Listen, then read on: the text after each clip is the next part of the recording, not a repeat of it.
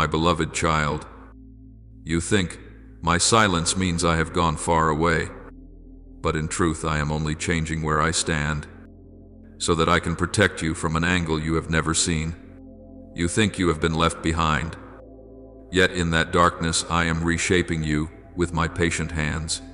Do not be quick to conclude that I have forgotten you, for it is precisely in the moments when you are most desperate that I am standing closest to you. There is a story rarely mentioned in the Book of Kings when the prophet Elisha and his servant were standing in the midst of the Aramean army that had surrounded them. The servant trembled, thinking that God had abandoned them, that their fate was sealed. But Elisha whispered a quiet prayer, "Lord, open his eyes that he may see." And immediately, the invisible curtain was drawn back on the mountaintops. There was an entire army of fire, radiant horses and chariots blazing, covering them, shielding them, defending them. What matters is this: the protection was there all along. It was only that human eyes had not yet seen it, and so hastily assumed that the Lord had gone away. That story is the very picture of many lives today. You see only the encirclement, but you do not see the wall of fire I have built around your soul. There are nights when you place your hand over your chest and hear your heart sigh, and you think it is the drumbeat of loneliness. You believe you have been forgotten in the sea of people, pushed out of my plans, pushed outside the circle of heaven's concern.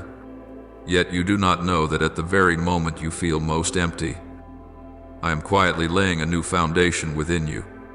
I do not let you hear my voice because I want you to hear the very cry that is rising from the depths of your own soul, something that, if I spoke too soon, you would overlook.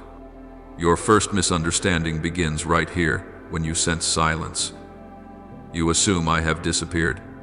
Then, on the days when everything goes against your wishes, you call it bad luck and call me the one who stands outside. You are upset because you miss the bus, because an opportunity slips through your fingers, because the words you long to hear are not spoken by the one you love. You blame me for not arranging a straight road for you to walk, forgetting that it is precisely at those bends in the road that I have redirected many disasters away from your life. You misunderstand, thinking I am making things hard for you, yet you do not know that I am building an invisible fence around your steps, so that one day, when you look back, you will have to admit, if I had given you what you wanted, then you would have collapsed long ago. There are moments when you look at your age, your failures, your mistakes, the years that did not go as you had hoped, and you conclude that I have run out of plans for you. You trust the ticking countdown clock of your life more than you trust my timing. You see others moving faster and think you have been left behind. But you do not know that I am turning up the heat in the furnace just a little more, so that the metal within you becomes pure enough for the journey ahead. This misunderstanding is dangerous, because it makes you lose heart right before I open the very door you have been waiting for all these years. You think you are slow, when in truth I am pushing your roots deeper before your branches reach higher. There are days when your soul is so tired that you no longer even want to open your mouth to pray. You still try to appear strong in front of others, but when you close your door, you feel only a dim, murky darkness inside, as if the world has forgotten you and I no longer bother to look your way. You sigh and wonder why the words you send up to heaven seem to drop right back down at your feet. Why your heart is full of longing and yet hears nothing but prolonged silence. You begin to believe that you are invisible, that I am busy with better people, and that you are just a faint dot on the great canvas of the universe. Yet precisely in the place where you think I am most silent, I am working more quietly than you can imagine. You see only the emptiness, but I see things you are not calm enough to understand. When you think you have been abandoned, in reality, I am allowing you to step into a classroom that only deep souls recognize, the school of spiritual maturity. There are things that, if I answered immediately, you would never learn the lesson of perseverance. If I comforted you too quickly, you would lose your sensitivity to my call. I know the tears you shed at midnight. I hear your sighs even when you do not dare to name your pain. You are not invisible at all. You are simply being led into a season where I choose to heal you through silence rather than through words. The greatest danger is not that you do not hear me, but that you begin to put a label on yourself. I do not matter to God. When you allow that thought to slip in, it slowly makes you withdraw, grow indifferent to holy things, and see moments of prayer as mere formality. But I do not let you drift too far in that pattern of thinking. I interrupt your negative stream of thoughts with small signs you dismiss as coincidence, a line in a video, a piece of music that touches your wound, a word of comfort from the person you least expected. These are not vague accidents, they are the channels I borrow to reach your heart, to remind you that you have never been forgotten, not even for a second. You need to remember this. Do not use human coldness to measure the depth of God's concern. I am not silent because I am indifferent. I am silent because I am opening a path you cannot yet see. I am not slow because I lack love. I move slowly because I want to lead you to a place where your soul is strong enough to stand firm. When you feel farthest from me is precisely when I am nearest to you. I am simply standing behind the wall of trials, waiting for you to take one more step so you can discover that my love for you has never changed. If you knew how I have watched over, guarded, and upheld your soul through every weary breath, you would stop calling yourself abandoned and begin to look at your circumstances with clearer eyes. For sometimes the feeling of being forgotten is not the truth. It is only a thin layer of mist hiding the light I am already shining upon your life. You often look at disappointments in your life through the eyes of someone who has given up hope. You treat delays, postponed meetings, and missed opportunities as signs that I do not place you under my special providence. You sigh and call it bad luck, then reproach me for letting your days become so chaotic. You think that if I truly loved you, your path would be straight, light, with few collisions and little pain. But you forget that a path that is too smooth only breeds carelessness, while a winding road teaches your soul how to keep its balance. I do not arrange the rough stretches to make things difficult for you, but to keep you from the turns that could shatter your heart even more. There are things you cannot see on the surface. You see only a closed door, but I see what lies behind it. You see only an opportunity slipping from your hands, but I see the dark side of that opportunity, the place where you might be wounded more deeply than you imagine. You see only people rejecting you, but I see the full extent of their character, intentions, and influence on your soul if that relationship were to continue. You view life through a very narrow slice, your emotions in that moment. I see your life as a wide, long map from your old wounds, to the trials to come, to the graces you are not yet strong enough to carry. That is why, at times, I say no, not because you are unworthy, but because you are not ready to bear consequences you yourself cannot foresee. You do not realize it, but in many situations, it is precisely the delays, the seemingly meaningless events, the days you call the end of your lucky streak, that are in fact the shield I raised to keep you from harm. A phone call you were waiting for that never came. A door you tried to push open that did not budge. A person you trusted who walked away. All these lie within my careful control. If I let everything follow your whims, you would be led by your impulses, pulled by glittering but unreal things, and wounded by people who appear suitable on the outside, but whose nature would only lead you astray. You reproach me for what you lose, but you do not realize that I have kept for you what is most precious, your soul still intact. Do you remember the times you begged me for something at any cost? You pleaded. You insisted, convinced that if I granted it, you would be happier.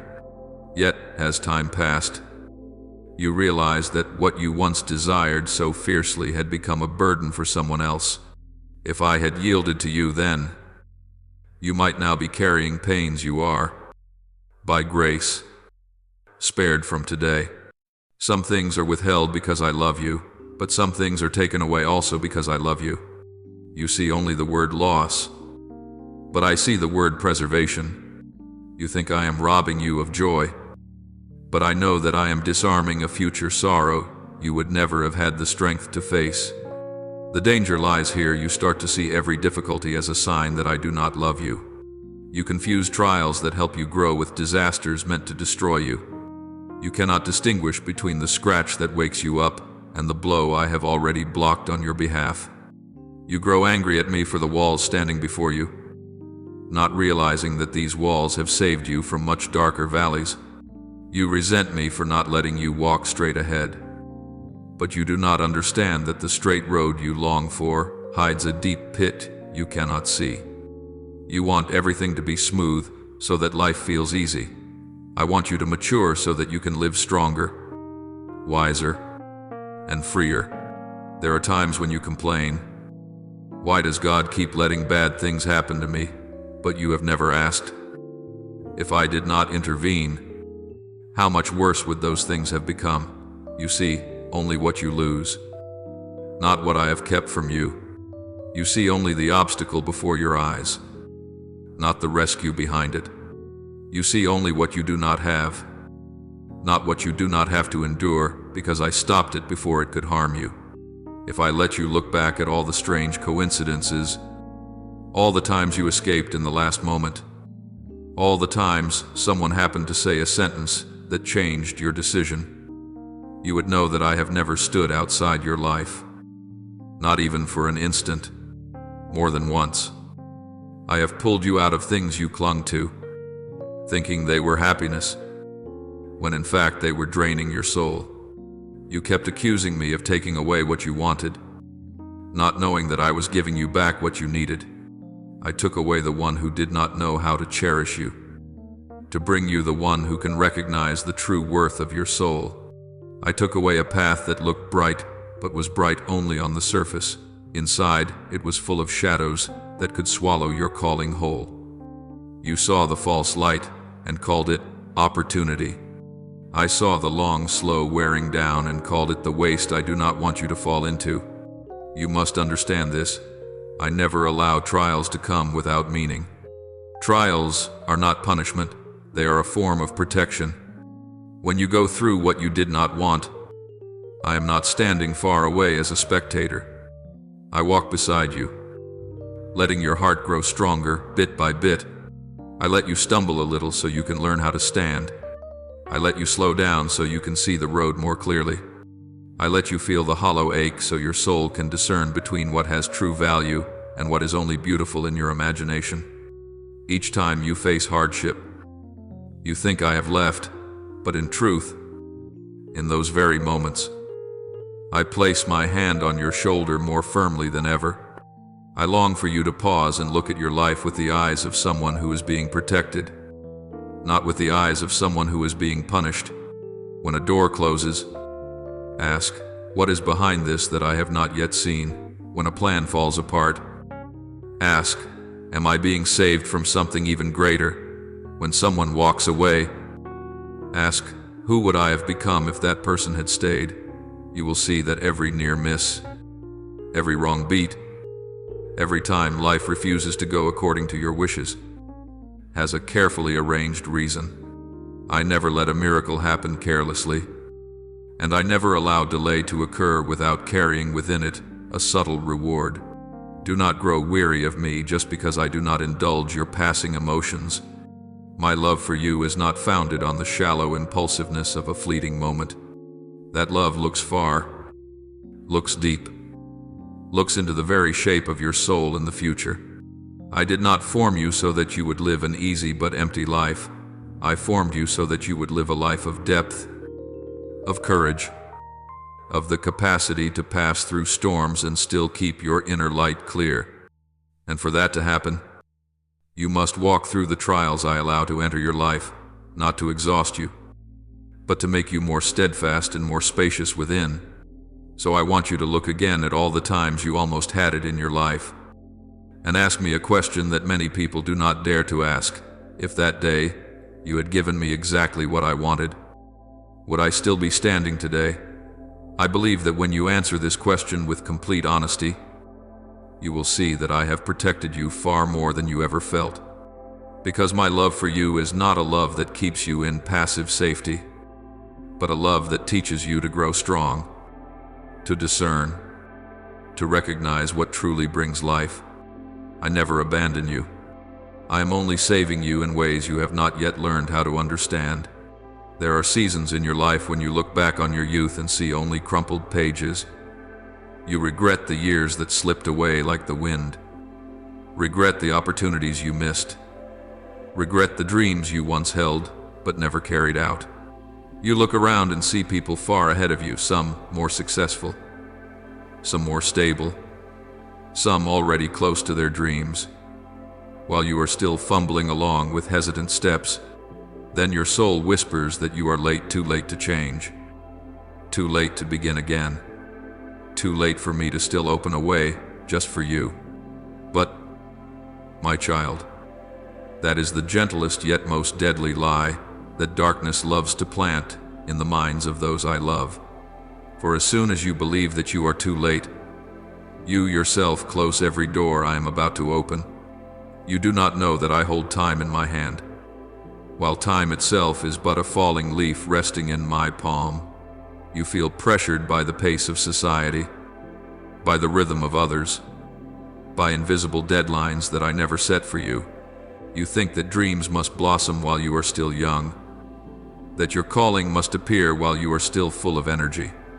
You think I only use those who keep perfect pace, while my history has been written with people who walked slowly, who even seemed to be going the wrong way. Do you remember Abraham, when I promised him descendants as numerous as the stars? He was so old that the promise itself seemed absurd. Do you remember Moses? He thought his life had ended when he had to flee into the desert for 40 years. Do you remember Peter? He thought he had failed completely after he denied me 3 times. And yet precisely in the too late that people declared to be the end of hope, I built the most radiant stories of salvation. Therefore, when you look at your life and say, I am late, I simply smile, for I know that the moment you call late is the very moment I call the right season. You do not see that the very years which seem useless have quietly been nurturing within you what a few quick months could never create: depth, perseverance, humility, and a heart that understands the pain of others. You do not see that the very failures you despise are softening your heart so that you will be truly merciful in the future. You have not yet realized that the very wounds that once brought you to your knees are becoming fertile ground for a great calling to grow, without being overshadowed by pride. No span of time is meaningless in my hands. Not a single day passes without leaving some important trace in your soul, even if you do not see it. The truth is that you are not waiting for me, you are waiting for results. You think I am slow because you have not yet seen any fruit. You think I have forgotten you because your dream has not yet taken shape. But you do not know that a seed must lie in the ground for a very long time before it begins to sprout. The light above the soil never sees the silent battles of the seed in the darkness, its struggle with hard earth, with cold, with insects, with the long night. I am deepening your roots before bringing you into the light. I am taking apart in you the wrong motives, the fragile ambitions, the beautiful yet unreal illusions. If I were to let you step into your dream while your heart is not yet pure enough, you would end up destroying the very promise I have given you. And you keep thinking that I have done nothing all these years, but you do not see what I am preparing the people I am leading into your life, the doors I am quietly redirecting, the events that must fall into place at just the right moment so that not a single piece of the puzzle is missing. A calling is not an industrial product, quickly manufactured. It is a handcrafted work that requires time, breath, and even endurance. I am never in a hurry when creating something beautiful. I am never rushed when shaping a precious soul. Slow does not mean no. Late does not mean lost. Silence does not mean I am standing still. My child, I want to tell you this gently. Yet with firm resolve, you have never been a single day late in my plan. You may be behind schedule in your own plans, but you have never missed a beat in mine. I did not make you to run after someone else's calendar. I made you to walk at the pace that is truly yours. When I decide to open a path for you, no one can get ahead of you. When I choose to hold you back, no one can pull you forward faster. You do not need to compare yourself with anyone, because your journey does not coincide with any other pair of feet in this world. There is one thing I want you to remember clearly. A true calling is never lost. It is only delayed so that it may be completed. Delay is not rejection. It is the process by which your heart becomes wide enough to receive the great things I want to give. If I were to place important things into your hands too soon, they would weigh you down. But if I give them at the right time, they will become wings that lift you up. And you will understand why I have let you pass through so many stretches of life that seemed blocked and hopeless, because I want you to be steadfast without arrogance, confident yet still humble, able to fly high without forgetting the ground. I know there are nights when you sigh and say, maybe I should give up. I know you think your life is now nothing but smudged, stained pages. But when I look at those very pages, I see a book that has not yet been finished. I see chapters ahead that are far more beautiful than anything you have already walked through. You see only the present. I see the whole story. You see the night. I see the dawn. You see wasted years. I see years of preparation. You see yourself as slow. I see you moving at exactly the speed that keeps your soul from burning out. You are not late. You are simply being brought to the exact point from which all the doors must open at once.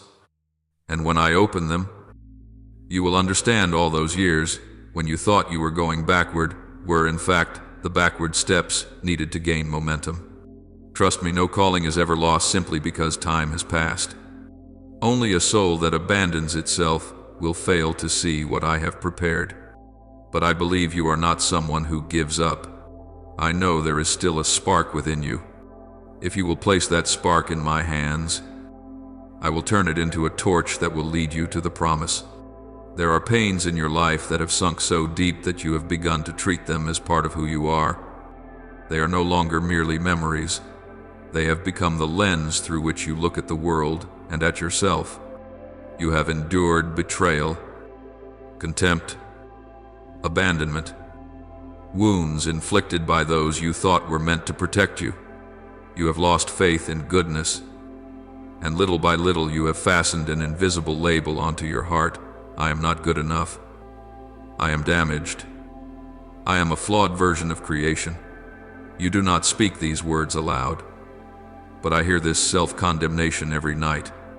They are like tiny thorns piercing your soul, making you shrink back, close in on yourself, afraid to love, afraid to open your heart, afraid to receive what is good.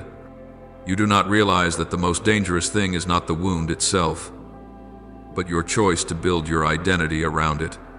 A wound is only something that happened in the past, but when you embrace it as your identity, it becomes a prison. You remember exactly who hurt you. Remember the tone in their voice. Remember the moment you collapsed. You remember it so vividly that you begin to think, this is who I am. This is the definition of my life. But, my child, the wound is what others did to you. Your true identity is what I proclaim over you. When you allow the wound to rewrite your name, you are giving authority to pain instead of giving authority to me, the one who formed you with loving hands.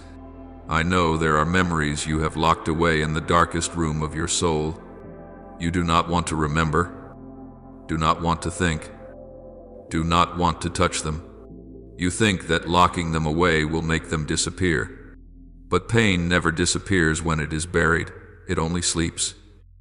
Then rises again in the moments when you are weakest. It makes you doubt everything, even me. It causes you to see every promise through the eyes of a victim and compels you to keep a safe distance from anything that resembles hope. You do not believe that others truly love you, because your past once proved the opposite. You do not believe you deserve peace, because within you, the wound has become yourself. Yet I look at you and say, the wound has no right to determine your worth. I am the one who defines you. In my hands, a wound is not an ending mark, it is a beginning point. I do not deny your pain, nor do I force you to forget it. I want you to look straight at it, but with me standing right beside you. Like a potter, I see the crack in the clay vessel, yet I do not discard it. I place it into the fire not to burn it to ashes, but so that its fractures may be sealed, even made more beautiful. When you entrust your wounds to me, I will turn them into testimonies of intervention, not marks of destruction. But this can only happen when you truly hand them over, not when you keep holding on to them as an excuse for your fears. There are moments when you are afraid to lay your pain down, not because it is comfortable, but because it is familiar. You are afraid that if those wounds are no longer there, you will not know who you are. You are afraid that healing means you must forgive, and forgiving means you will have nothing left with which to protect yourself. But my child, clinging to pain is never a form of safety. It only keeps you living in the darkness longer. I am not asking you to be strong all at once. I only ask you to open the smallest crack so that I may touch you. A soul that opens even a little is a soul that has already begun to be healed. Let me lead you into the place where you have hidden your memories, not so that you may hurt again, but so that I may place medicine exactly where, for so long, you have allowed no one to touch. I want to touch the rejection you have never dared to speak of. I want to touch the loss you have tried to cover with a brave face. I want to touch the seemingly harmless words that made you crumble from within. You have carried them for so long that your body and your soul have grown heavy. I want to lift them from your shoulders. But I cannot do that if you keep holding on to them as if they were your most precious possessions. I want you to know a truth you rarely believe: your wounds will become the gateway through which others are healed. I do not waste anyone's pain. When you place your wounds in my hands, I will shape them into a powerful testimony. Others will see resurrection in you, and they will believe that I can do the same for them. Your scars will become a light that points the way for souls in despair. The very things that made you feel completely broken are what I will use to open a path for many others. But no grace of salvation can work through a heart still imprisoning itself in pain. You must step out of the role of the one who was hurt and step into the identity of one who has been touched by me. You are not what people have done to you. You are what I declared about you before you saw the first light of your life. You are not the ache of your past.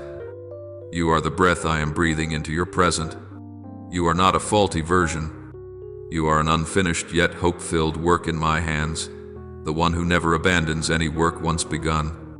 I invite you to one thing, only one thing, but it will change your whole life. Let me open the doors of memory that you fear the most. I do not open them to expose you. I open them to set you free. I do not touch to make you hurt more. I touch so that you may know pain no longer has the right to rule over you. When you dare to place your wounds in my hands, you will see a wondrous thing. The very pain that once brought you to your knees will become the place where I raise you up the strongest. You often cry out to me to rescue you, yet deep within, you do not want to move. You beg me to make a way, but when the path begins to appear, you hesitate. You stand still, waiting for another sign, another guarantee. You want to see a miracle, but you do not want to step into the small, concrete part that is yours. You want me to heal you, yet you hold on to your old ways of thinking, your old habits, your old relationships, your old way of life, the very things that are the source of your brokenness. You do not realize it, but this is a passive kind of faith, wanting everything to be done for you, without wanting to do together with me. And if you remain in that place, even if miracles happen around you, they cannot take deep root in your life. You have no idea how many times I have set the whole host of heaven in motion for you. You see only how tangled your life seems, but you do not know how many invisible battles have been fought on your behalf. You feel only your weariness, but you do not see how many arrows aimed at your soul have been snapped before they reached you. There have been nights when you slept with a heavy heart, feeling abandoned, yet I had my armies standing guard. There have been moments when you almost collapsed in despair, but a fragile thread of hope still held you. That thread was in my hand. I, my Holy Spirit, and all my angels have never ceased working for you. And yet, on your side, so many times you only want to stand and watch. You want me to break the chains, but you refuse to let go of the last strand still gripped in your hand. You want me to close harmful doors, yet you keep your finger caught in the frame, wanting the door shut while still leaving a gap. You want me to make your heart new, yet you cling tightly to the poisons you have grown accustomed to.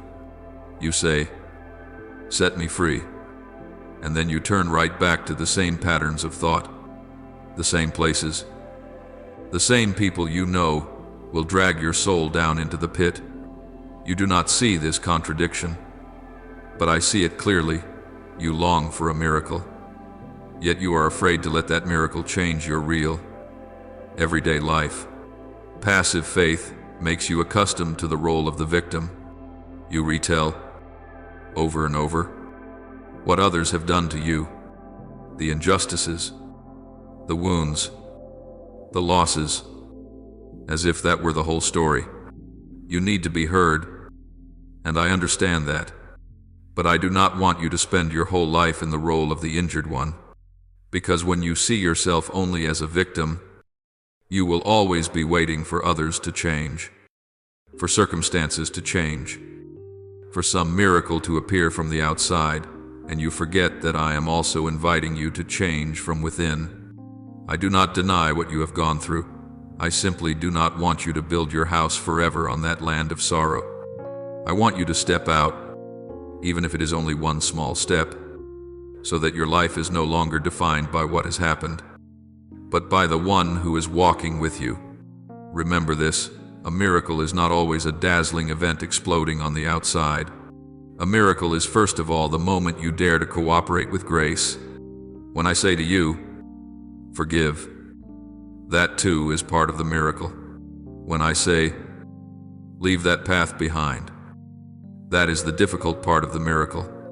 When I urge you, return to prayer, to my word, to an upright life, that is when I am opening a way for my power to enter every layer of your existence.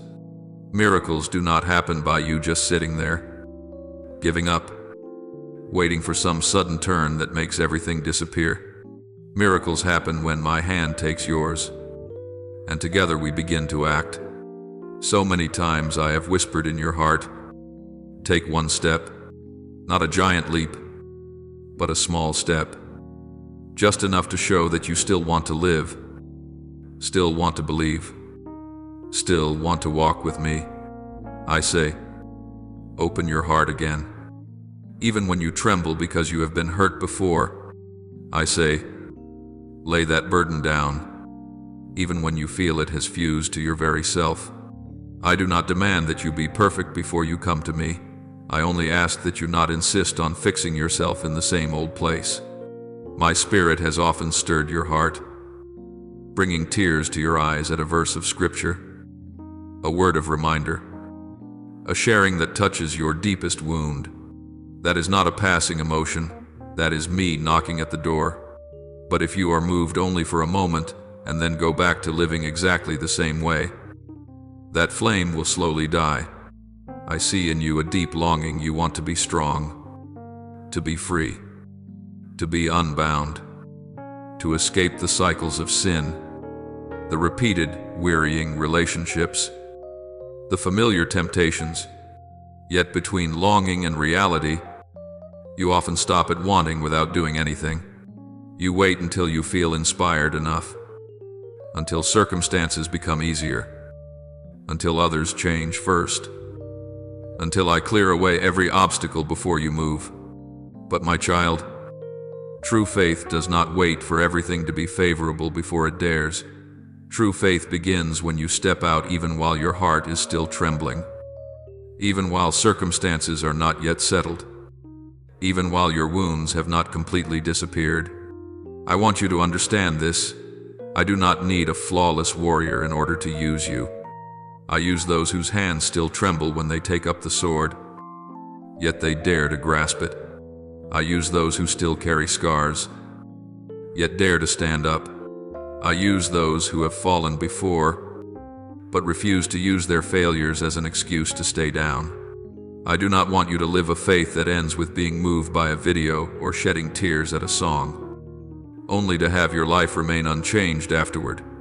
I want your faith to become a decision not to return to the old cycle, a decision to leave environments that corrupt your soul, a decision to say no to what draws you away from me, a decision to say yes to what I am inviting you to, even if it seems small. Many times you say to me, "Please give me peace." But peace does not descend upon a heart that continues to feed toxic thoughts. You must cooperate by reordering your way of thinking, choosing not to let yourself drift along with dark assumptions about yourself, about others, about me. You ask me to deliver you from temptation, yet you keep placing yourself in situations where you easily fall. You ask me to lead you out of harmful relationships, yet you are the one who reaches out, clings, and keeps hoping in things I have shown you again and again do not belong to you. You ask me to heal you, yet you destroy yourself with words of self-condemnation every single day. I am not there to watch you endlessly beat yourself up. I am there so that you may learn, with me, to walk in a different way. I invite you to rise from the spectator seat. Do not look at your life only as a sad movie in which you are the character oppressed by fate. I have placed in you the capacity to respond. You can choose to pray instead of merely complain. You can choose to seek my word instead of chasing voices that only distract you. You can choose to seek a community, a spiritual companion, instead of staying alone while dark thoughts devour you. You can choose to be honest with me about your temptations and weaknesses, instead of sinning and then hiding from me. Each such choice is a small step, but it is the step of a warrior, not of a victim. The warrior in me is not the one who never cries.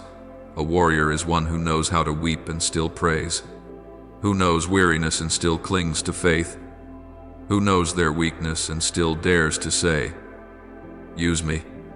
You may tremble when you say that, but say it anyway. Faith is not the absence of fear. Faith is walking on while fear is still present. I do not require that all your pain vanish before you can praise. I only ask that you do not let pain silence your thanksgiving. I do not require your life to be completely in order before you come to me. I want you to bring all that disorder and place it in my hands, and together with me, tidy it up little by little.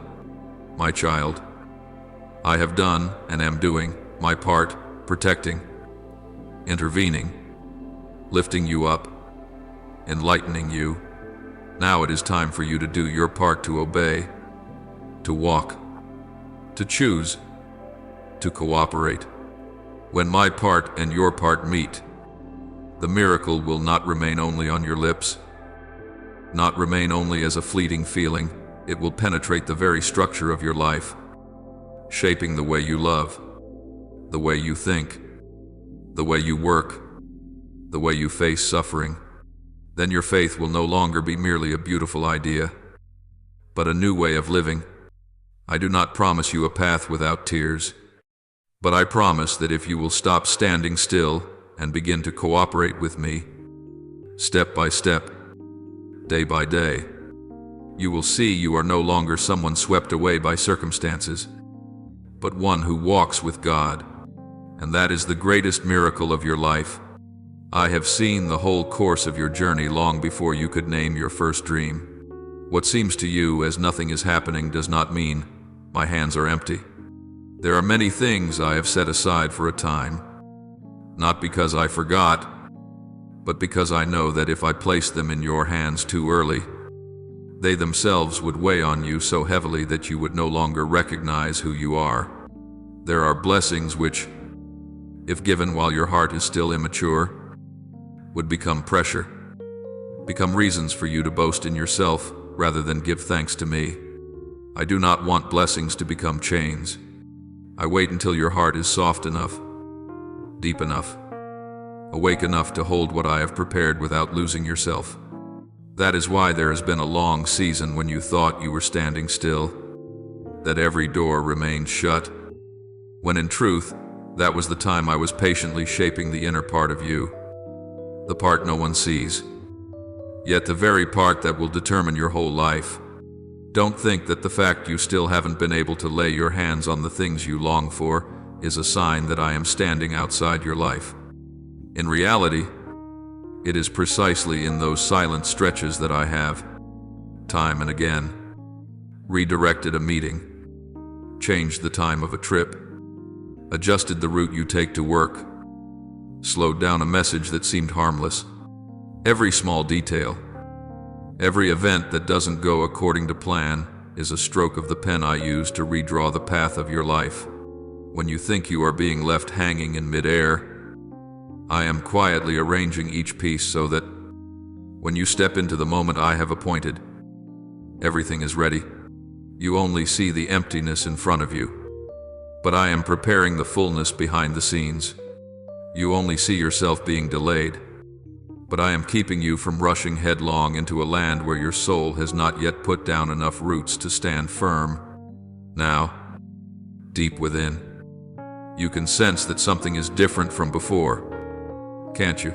It is no coincidence that lately your heart has become more easily moved by the things that belong to me. It is no coincidence that, while you are hurriedly scrolling through so much noise, you suddenly stop and linger over a single line that touches the deepest part of your heart. It is not by accident that, right in the middle of your busyness, an urge rises up to come back to me, to kneel, to talk with me, even though you don't quite know why. That is not just a strange feeling, that is the stirring of my spirit. He is gently breathing on the area you thought had gone completely cold, rekindling embers you thought were dead, that urge to cry without knowing what to call it, that faint ache in your heart when you hear someone speak about returning, that strange peace that appears when there seems to be no reason at all to be at peace. All of these are signals for you to know I am waking you up from the long sleep of disappointment and self-contempt. Do not make light of these small signs. When my spirit begins to move, he rarely comes with noise, with thunder, with events that shake the world before your eyes. He usually comes as a gentle breath, as a quiet yet deep feeling, as urgings that seem vague but refuse to die out. You may deny him, you may try to ignore him, but he remains persistent. He is like a breeze that slips through the crack of the door, even though you have tried to shut it tight. He touches your memory, reminding you of the holy desires you once buried under the worries of daily bread. He allows you to see more clearly the emptiness within that nothing in this world can fill. That sense that something is missing is itself an invitation. It is not meaningless dissatisfaction, but a bell ringing to say it is time for you to step into a new stage. I know you have at times concluded that your life is delayed, that your age, your mistakes, your detours, your wandering years have pushed you off the rails of my plan. I know you have often whispered to yourself, if only I had known sooner, if only I had started earlier, if only I hadn't wasted so much time. You compare yourself with others. Look at what they have achieved, and then use that as a stamp to seal over your own life. I'm too late. Surely God has no more plans for me. But I say to you again, I do not make plans according to the rushed schedule of this world. I do not measure the worth of a life by whether you started earlier or later than those around you. I look at whether you are willing to let me use you or not. In my kingdom, there are those who are only called at the late afternoon hour, yet they still receive their share in full. So, let go of the shame of arriving late. You are not someone who has missed the train and is left standing alone on a cold platform. You are like a tree that has been planted in dry soil for a long time, whose roots have already driven deep into the ground. When the rain comes, that tree will draw water more strongly than the ones just newly planted. What you call wasted years, I see as the years that have taught you to feel, to have compassion, to understand, to place yourself inside the pain of others. The opportunities you think have slipped away do not leave behind only regret. They help you recognize that you cannot steer everything by yourself the way you once imagined. You step into this phase not with naive, youthful innocence, but with a heart that has been seasoned, has been broken, and now thirsts for what is true. And it is precisely that heart that I need in order for your calling to be lived out in depth. Have you noticed that recently the things that once intoxicated you have begun to lose their flavor? Outward pleasures no longer cover the emptiness inside. Words of praise no longer make you feel that you are enough. The entertainments that once helped you forget your life now only leave you more exhausted. This is not a sign that you are burned out on life. It is a sign that you no longer fit the old version of yourself. I am stretching your heart so it can hold things that are greater, purer, more full of light. Until now, you have barely had enough strength to think for yourself, for your personal plans, for the narrow circle around you. But when my Spirit blows, He widens your vision, giving you the desire to live not only for yourself, but also for other souls, for stories that go beyond the boundaries you once set. I want you to understand this. You are not so small that I cannot perform something extraordinary through your life.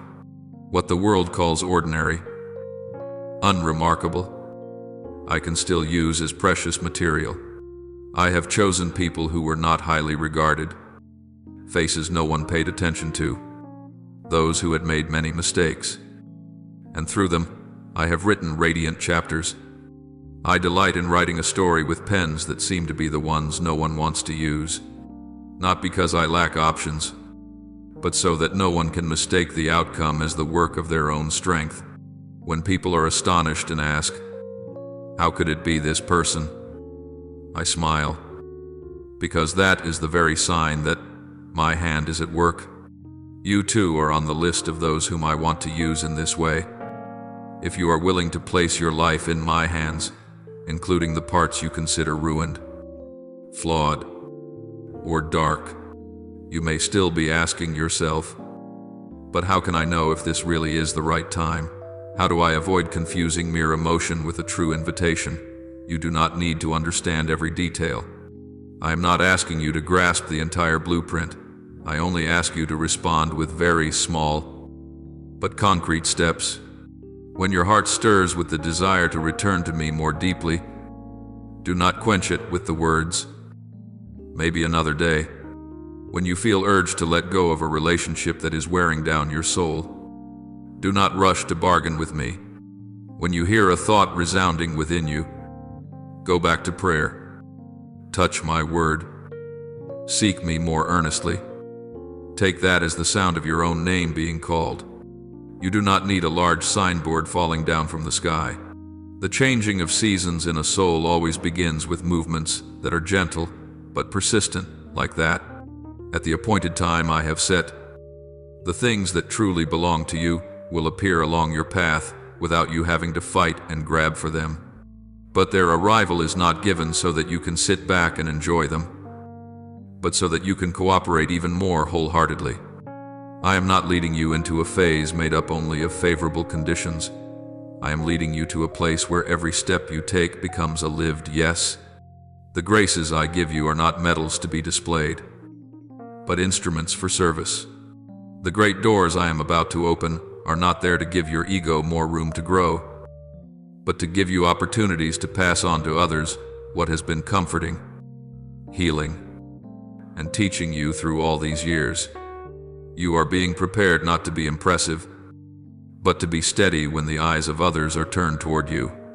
Today, in this very moment, as you are reading these lines, I am saying to you, I will not abandon you halfway. Every bruise, every stumble, every sleepless night has been taken into account by me. No detail in your life is superfluous. Even the turns that seem like mistakes can be used by me to help you understand more deeply the weakness of your brothers and sisters, so that you know how to bend down rather than look at anyone with condemning eyes. You have been at the bottom of the pit, so when I lift you out and place you on higher ground, you will not forget that everything is grace.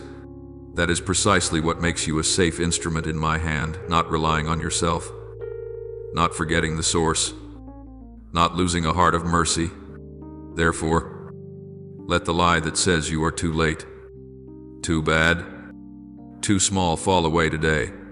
I am calling you to step out of the old version of yourself, the one that knew only how to look at life with weary and self-blaming eyes. I am opening for you a new chapter, not with dazzling fireworks, but with my spirit quietly kindling a flame in your heart. There, little by little, He will teach you to stand up, to walk, to trust again, to allow yourself to be used as an instrument. This moment is not a meaningless extension of your ending. This is the first page of another part of the book of your life, the part I want to write with you, not in place of you. If all you have left is a small shred of courage, bring it to me. I will use exactly that little bit to set an entire new journey in motion. And you will realize you were never forgotten. You were only being prepared more carefully than you ever imagined. Have you ever tried sitting quietly with yourself for a long time and asked throughout the road I have traveled, how many times has God intervened in silence without my noticing it at all? There were days you were irritated because of traffic jams, because your motorbike broke down halfway, because a train was delayed, because an appointment fell apart at the last minute, and you called those things bad luck, a terrible day. But if I allowed you to see the picture on the other side of those incidents, you would shudder. It may be that the very delay you despised kept you from an accident, from a meeting, from a slip that, had it happened, would have wounded your soul far more deeply. I did not keep you from leaving on time because I wanted to wreck your plans, but because I was protecting something more precious than any schedule, the life and the soul that belong to you. You often dwell on the things you do not have, on the yeses you have waited for and still never hear, on doors you have knocked on again and again that no one opens, on messages you send that seem to receive no reply. You quickly conclude that you are not valued, that I am indifferent, that life has turned its back on you. Yet you do not realize that not every shining opportunity is a blessing, and not everyone who comes knocking on the door of your life brings goodness to your heart. There are certain nods of approval which, if they appeared at the exact moment you longed for them, would open up an entire chain of tragedies. There are relationships which, if you continued in them, would devour your peace and your self-respect. There are jobs which, if you seized at all costs, would lead you far from me and far from your own true self. That is why, at times, I do not respond according to your wishes. Not because I do not love you, but because I see clearly that behind what you call a dream, there is, in fact, a sugar-coated trap. If you knew how many times I have stood between you and a wrong choice, you would stop calling yourself unlucky. Every time you feel that everything is out of sync, off plan, not going the way you wanted, you see only what is right in front of you, while I see the long current that stretches behind it. You may not understand why that door closed, why that person left, why that promise was not fulfilled. But I do. I know what you would become if those things had continued. I see you a few years from now. You many years from now. You in seasons that you cannot even imagine today. Precisely because I see farther. There are moments when I must have the courage to refuse you, even though I know it hurts you in that instant. True love does not always say yes. Sometimes love is compelled to say no in order to rescue you from the very yes you are demanding at any price. What I long for you to learn is not to force yourself to smile when you are in difficulty, to pretend that you are fine, or to deny your feelings, but to learn how to place events under a different light. Instead of asking, "Why is everything against me?" try asking, "Could it be that I am being kept from something I cannot yet see clearly?" Instead of quickly judging, "I am always the one who is forgotten," try gently whispering, "Perhaps this is the way you are redirecting my path." The questions you ask will shape the way you see life. When you ask in resentment, you will see only injustice. When you ask in trust, your eyes will gradually begin to recognize my traces, the places where my hand has touched your life in hidden ways. You do not have to force yourself to believe all at once, but you can begin with small things. Remember a time in the past when you were angry with me over some disappointment, but many years later, looking back, you had to admit that if everything had happened then exactly as you wished, you would not have the peace you have today. That is the proof that I was protecting you without your knowing it. And if I have done that for you once, I can do it again, and again, and again. I do not change. My heart toward you does not change. It is only you who change the way you interpret what happens.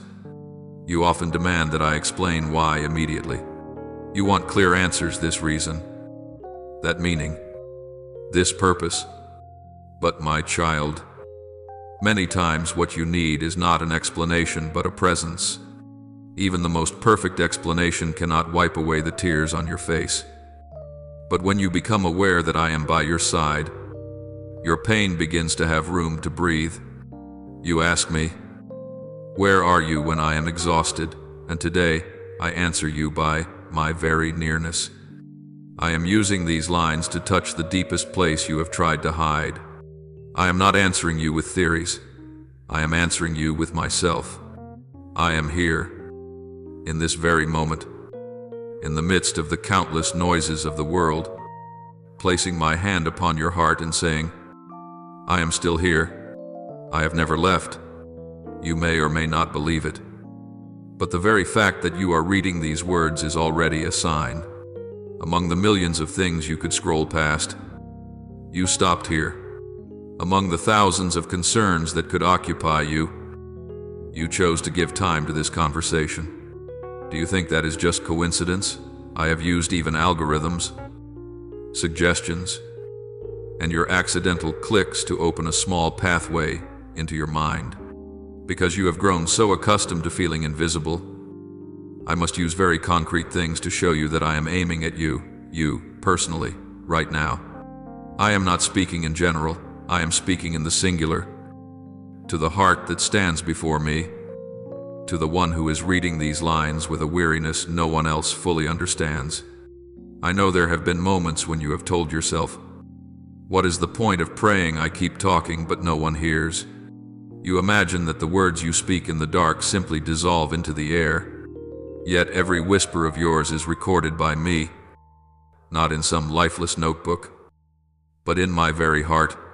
When you sigh without words, I still understand the entire content of that sigh. When all you can manage is, "Oh God," and then fall silent, I hear all the sentences you could not finish. Prayer is not you presenting a report to a distant king. Prayer is the moment when you open a small crack for me to step into your inner world. Every time you lift your heart up, even with a very short word, you are giving me permission to act more deeply. When you choose to believe, even before you see anything change. Heaven and earth have already begun to shift. Your faith is not a passing rush of enthusiasm, but a decision, even though I do not yet understand. I still want to cling to you. I do not stand still before such a decision. There are things I transform at once within your soul, a new strength, a strange peace, a gentleness hard to explain. There are also things I change gradually, one door closing, one relationship cooling, a new opportunity quietly emerging. You may not be able to connect all the pieces, but I know exactly how each step has been turned. Not for a single minute, not for a single second, do I leave you to struggle alone in the dark. You think that many moments in your life are excess, wasted, useless, but in my eyes, not a single second is empty. On the days when you feel you are just getting through, I am still quietly sowing seeds. On the mornings when you wake up heavy and burdened, I still let a ray of light slip through the window to touch your face. On the nights when you think you cannot endure one more moment, and yet somehow you make it through. Still here, still breathing, that, too, is a sign that I have been carrying you, even if you did not realize it. Your perseverance did not appear out of nowhere. It is the result of countless times I have strengthened you in secret. I do not promise you that from now on everything will be smooth and perfect. I do not promise to remove every traffic jam, every unexpected no, every plan turned upside down. But I promise that if you learn to see with the eyes of faith, you will no longer collapse every time things do not go your way. Instead, you will gradually learn to pause and say, perhaps in this situation, God is protecting me in a way I do not yet understand. When you begin to live like that, your faith is no longer a passive waiting, but becomes an active choice, choosing to trust love even when circumstances are unfavorable. Choosing to walk with me instead of merely complaining when you feel held back. Let me read your life with you, section by section. If you allow me to explain your past in the light of mercy, you will be surprised the years you thought were failures will become the foundation of your growth. The disappointments will become milestones marking hidden rescues. The times you were angry with me will become memories for which you are grateful, because through them you were kept from even more dangerous dead ends. I do not change your history, but I can change the way you read it. And when the way you read it changes, the future also opens up in an entirely different direction. Today, I invite you to do something very simple yet very real. Lift your face. Even if your eyes are still wet, take a deep breath. Even if your heart feels cramped, and say to me, even if only in a whisper, I want to believe that you are protecting me, even when I cannot see it. That sentence, small as it seems, is a knock loud enough to open a new season in your soul. From seeing yourself as the victim of every event, you will gradually become my companion in each decision, each turning point. And one day, when you look back, you will understand not a single moment was meaningless, because every second of your life has been touched by me with a love that is patient to the very end. Do you know, after all, I have told you about not standing still anymore, about not just waiting for miracles without taking a step. I want to lead you to a very concrete, very simple image, one that is enough to orient the rest of your life. Imagine your life as a tree, not a flower pot on a windowsill. They're merely for decoration, withered whenever it may be, but a great tree planted in the soil, entrusted with giving shade, shelter, and fruit, with roots that sink deep into the earth. That tree needs one thing above all: it must be near water, for if its roots are sunk only into dry ground, it will survive for a while and then run out of strength. So it is with your soul if you live only on passing emotions, on a few brief moments of inspiration and nothing more. Without sinking your life deep into my word, you will constantly feel empty, tired, dry, and you will be very easily broken by a gust of wind that is hardly worth mentioning. When I speak to you about cooperation with me, I am not simply telling you be strong and leaving you there. I give you a very concrete path. Let my word become the underground stream that nourishes the whole root system within you. Others may see only the trunk, branches, and leaves, but I see the roots. Others judge you by what you show on the outside. I know what you are living on inside. There are people who outwardly seem full of zeal, speak powerfully, work tirelessly in what is called holy work, yet their roots are not sunk into me, but into praise, achievements, and recognition. Just one drought, a criticism, a failure, an unexpected event is enough to shake the whole tree. But the one who chooses to root themselves in my word is different. They may be less noisy, less noticeable, but deep within is a web of roots, quietly drawing life from me. Day after day, hour after hour, my word is the clear, ever-flowing water at your feet. It is not merely sentences printed on paper, but my breath, my thoughts, the beat of my heart given to you in human language. When you open my word not as you would read a book, but as you would sit before the one who loves you and wants to say something to you today, in this very moment, then each line, each word begins to flow like water into the driest places of your heart. You may not feel anything special the first time you read, but like a tree that drinks water little by little, you too are being nourished without realizing it. Every time you grow still and let one sentence from my word echo within you a few seconds longer, you are allowing the roots of your soul to go a little deeper.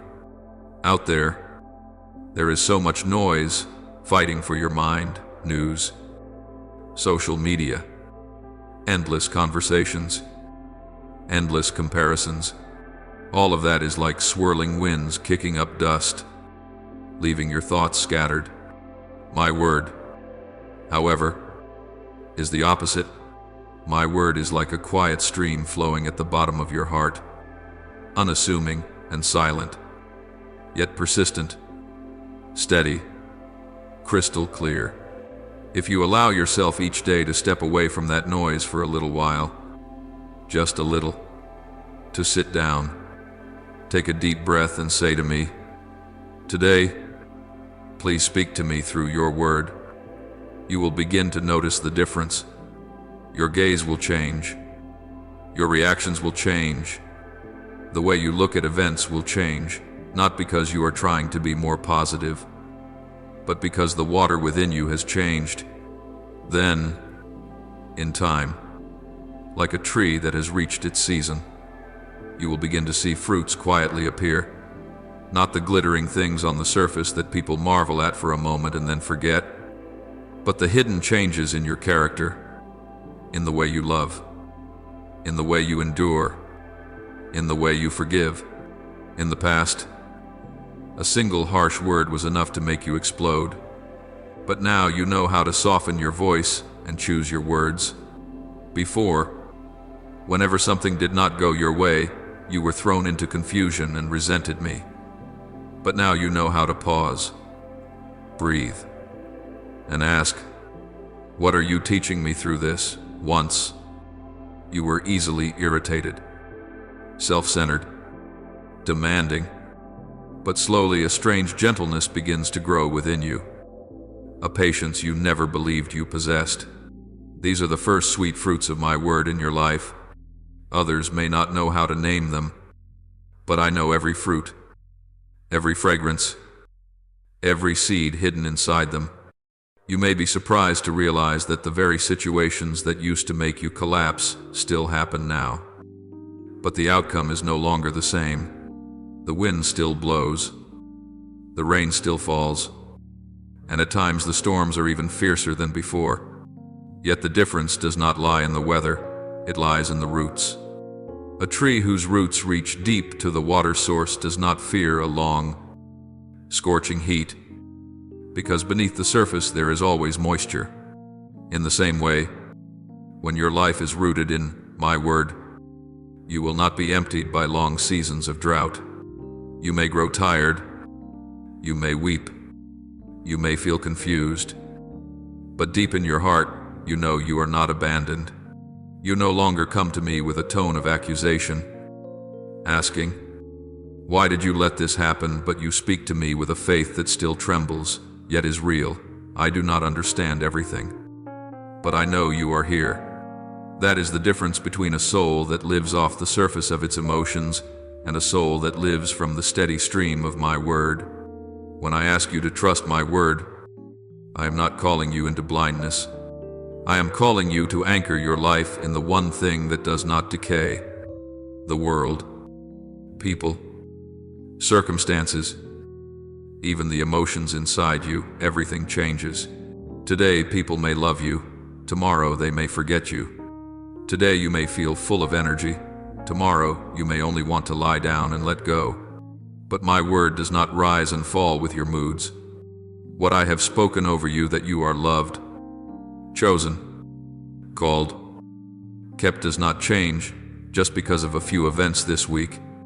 When you hold on to those words, repeating them in your heart and building your house on them, you will walk through days as dark as ink and still keep a light that no one can steal from you. You have often searched for security in the eyes of others, in words of praise, in the sense of safety that money, plans, and relationships seem to bring. I do not blame you, for that is the reflex of a heart that has been wounded and only wants to cling to what it can see. But I want you to go further than that.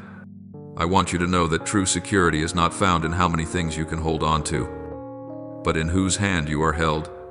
And you only know that you are being held by me when you let my words soak into the way you think, even though you walk through the dark valley. I am still there. Nothing can separate you from my love. I know you through and through. Such words are not slogans. They are anchors for a heart that so easily wavers. You may say, "But I have tried reading your word. I found it difficult to understand, dry, and I felt nothing at all." I hear that, and I understand. A tree newly planted on the first day cannot demand to be tall and full of branches at once. What matters is not how you feel today, but whether you are willing to remain by that stream day after day. There will be times when you open Scripture with an empty heart and tired eyes, and not a single line seems to touch you. Yet it is precisely on those days that the roots of faith are being drawn deeper, not by feelings, but by decisions. You did not run away. You did not go back to the things that so easily excite you yet ruin your soul. You chose to stay with me in the silence, and I never forget that. I am not asking you to become a scholar or to understand every detail at once. I am asking you for one small but very real thing each day. No matter how busy you are, set aside for me a portion of time that you do not share with anyone else. Take up my word as you would take my hand. Read slowly. It is all right to read only a little, but let one sentence linger longer in your heart. Ask me, what are you saying to me here, then, throughout the day? As you work, as you move around, as you feel yourself about to lose your temper or give up. Remember that sentence. That is how your roots drink water. Not loudly, not ostentatiously, but steadily and faithfully. My child, I know you have wandered for many years, walked through many barren seasons, carried many wounds that made you think you were ruined, that it was too late. Yet just as a tree bears on its trunk the rings of its age, each ring a year of sun and storm, you too carry on your being the marks of every stage you have come through. In your eyes, they are the signs of failure. In mine, they are the proof that you are still standing. And if today you decide to move your life away from the dry ground where lies, comparisons, shame, and despair reign and draw nearer to the water source of my word. Then from those rough, weathered rings, I will push up new shoots. From the very places you thought were dead, I will cause green branches to grow. I do not promise you a future without storms. I promise you this, if you let me teach you to live by my word. The storms will no longer define you. You will no longer be merely someone crushed by circumstances, but one who knows how to use each gust of wind to drive your roots deeper. You will no longer only flee from trials, but will learn to stand firm, not by your own strength, but by the strength of the one who has said, I am with you. That is what I long for, you to discover the life of a tree planted in the right place, beside the never-failing stream that is my word. And from there, you will know what it is to live, not merely to survive. Today, as you read these lines, they are also a very gentle, yet very clear invitation. Begin again with me, starting from the simplest place, my word. Let everything you have heard, experienced, stumbled over, and risen from be gathered into one point, putting down roots. Root yourself not in your own wisdom, not in passing feelings, but in my steadfast voice. If you agree, you need only say quietly to me, Lord, from today, please teach me to live beside your word. The rest I will patiently do with you day by day, word by word, step by step. You do not realize that what has shattered within you has never fallen outside my sight. Those evenings when you sit alone in silence, trying to appear normal to the whole world, while inside you feel like a house with its foundations collapsed. I witness every one of them. The relationships you thought would walk with you for a lifetime and suddenly broke without clear reason. The promises people made to you and then swallowed. The phone calls that stopped abruptly. The messages that were never answered. All these are not scraps to be thrown away, nor are they proofs that you are worthless. To me, they are raw material with which I rebuild you in a different way, deeper, truer, more solid. I allow certain things to fall apart, not because I am tired of you, but because I want to uproot what could one day destroy your soul if it were left standing there, looking peaceful on the outside while already rotten within. You have often asked yourself, why does it have to be me? Why do I have to endure abandonment, misunderstanding, being used? Those questions have eaten away at your self-respect, making you feel like a fragile object that anyone can use and then discard. But, my child, I have never looked at you that way. When you are bruised by broken and distorted relationships, I do not stand at a distance to judge. I stand so near that you would only need to turn your head slightly to touch me. Those stumblings, those broken romances, those friendships you could not keep, I do not call them your shame. I call them the end point of a path that was never meant for you. I allow you to hurt, but I do not allow that pain to be meaningless. I use those very torn places to open in you a new way of seeing yourself, of seeing me, and of seeing the worth of a heart that knows how to love but is no longer naive. Right now you may see nothing but the rubble of your life-collapsed plans, shaken faith, weary emotions, a zeal that once burned bright, now reduced to ashes. You feel as though everything is over, beyond repair. But I look at that same scene with completely different eyes. I see a building about to enter its reconstruction phase. I do not build a new house on cracked foundations. I dig down to the roots, reinforcing from beneath, patiently, little by little. I am not in a hurry with you. I lay each foundational stone again. Trust, self-respect, discernment, the courage to say no to what is not good. I inscribe my promises anew on the fresh walls of your soul, so that this time your life will no longer be built on what people say, But on what I have spoken, I do not decorate halfway, I rebuild the whole structure. You think you have wasted so many years chasing things unworthy of you, trying to hold on to people who did not want to stay, only to end up empty-handed.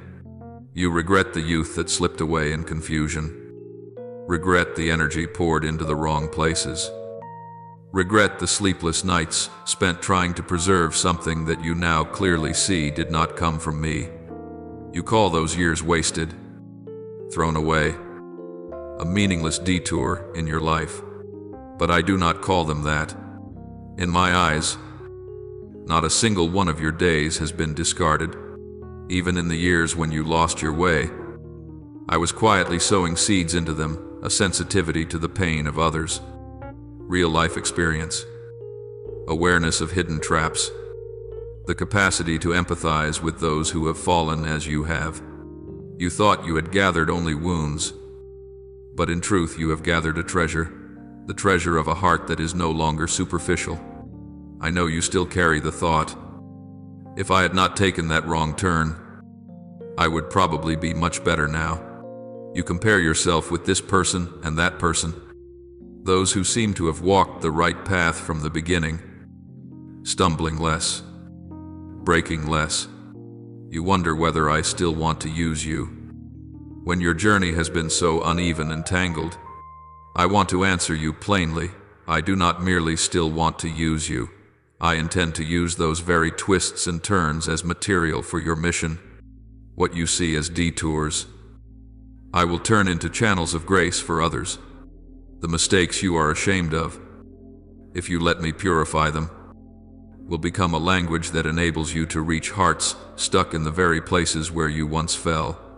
I do not erase your past, I sanctify it. What I am about to do in the coming seasons of your life is not just to pay you back in a mechanical way. I do not calculate with you the way people calculate wages for however many years were lost. The same number of years will be returned. I do more than that. I can gather up the lessons, the tears, the times you collapsed from exhaustion, and press them into an inner strength that easy peace could never produce. I can open doors for you that make you exclaim, if I had not gone through those dark years, I would never have had the depth to step into today. I will lead you into encounters with me, moments when you see my hand intervening so clearly that you cannot possibly call it coincidence. Then you will understand that the long nights, the prayers you thought had been swallowed up, the sobs no one heard, have all been gathered by me. Not a single fragment lost. That is why I beg you not to give up at this moment. You are standing at the stretch of road on which many have turned their backs, the stretch between weariness and breakthrough, between wanting to let go and being on the verge of glory. You feel as if you have changed so little, but I see the quiet shifts inside you, the small decisions. You do not notice the time you chose to pray instead of venting your anger, the time you kept silent instead of reacting according to your old instincts, the time you dared to face the truth instead of running away. I see it all. Do not despise those small steps. It is from those movements that seem invisible that a transformation is slowly being formed. A tree does not grow up in a single morning. It grows through countless hidden days of drawing sap from the depths of the soil. You do not need to leap in a giant step to come to me. I do not demand of you a dramatic about-face in order for me to receive you. I ask you for only one small movement, an honest whisper, a simple help me from the deepest place of your heart, a very modest yet sincere resolve. You may still be trembling, still doubting, still carrying wounds that have not fully healed. It is all right. Just move. One very small step toward me is enough for me to run toward you. My love does not stroll slowly, it runs. The moment you barely dare to lift your foot off the ground, I am already ready to cross the rest of the distance to gather you into my arms. You do not have to walk this whole journey in your own strength. There is a feast of honor that I am preparing just for you. A place with only your name written on it, which no one else can claim. It is not a feast of illusion or show. but a feast of true peace, of inner freedom, of you sitting down without having to pretend you are all right. On that table I will set before you things you have never dared to ask for restoration within your heart. Healthy relationships, a clear sense of calling, the capacity to love without destroying yourself. I am not inviting you there to hear your faults recounted. I am inviting you to hear me speak again, your true identity. You are, my child, not the product of your falls. When you step into that place and look back, you will see that even the stretches you cursed and the turns you wished you could erase from your memory all join together into a meaningful path. You will come to recognize what you now find hard to accept. What you called punishment was, in fact, my hand keeping you from the abyss. What you called abandonment was really me pulling you out of places where my presence was no longer recognized by you. What you called the end was actually the first page of a new chapter. You have looked at everything from below and drawn hasty conclusions, but from above. I keep on writing when you think the story is already closed. I am not saying these things merely to soothe you for the moment, or so that you can be temporarily at ease and yet go on living as before. I speak to prepare your heart for a real change of season.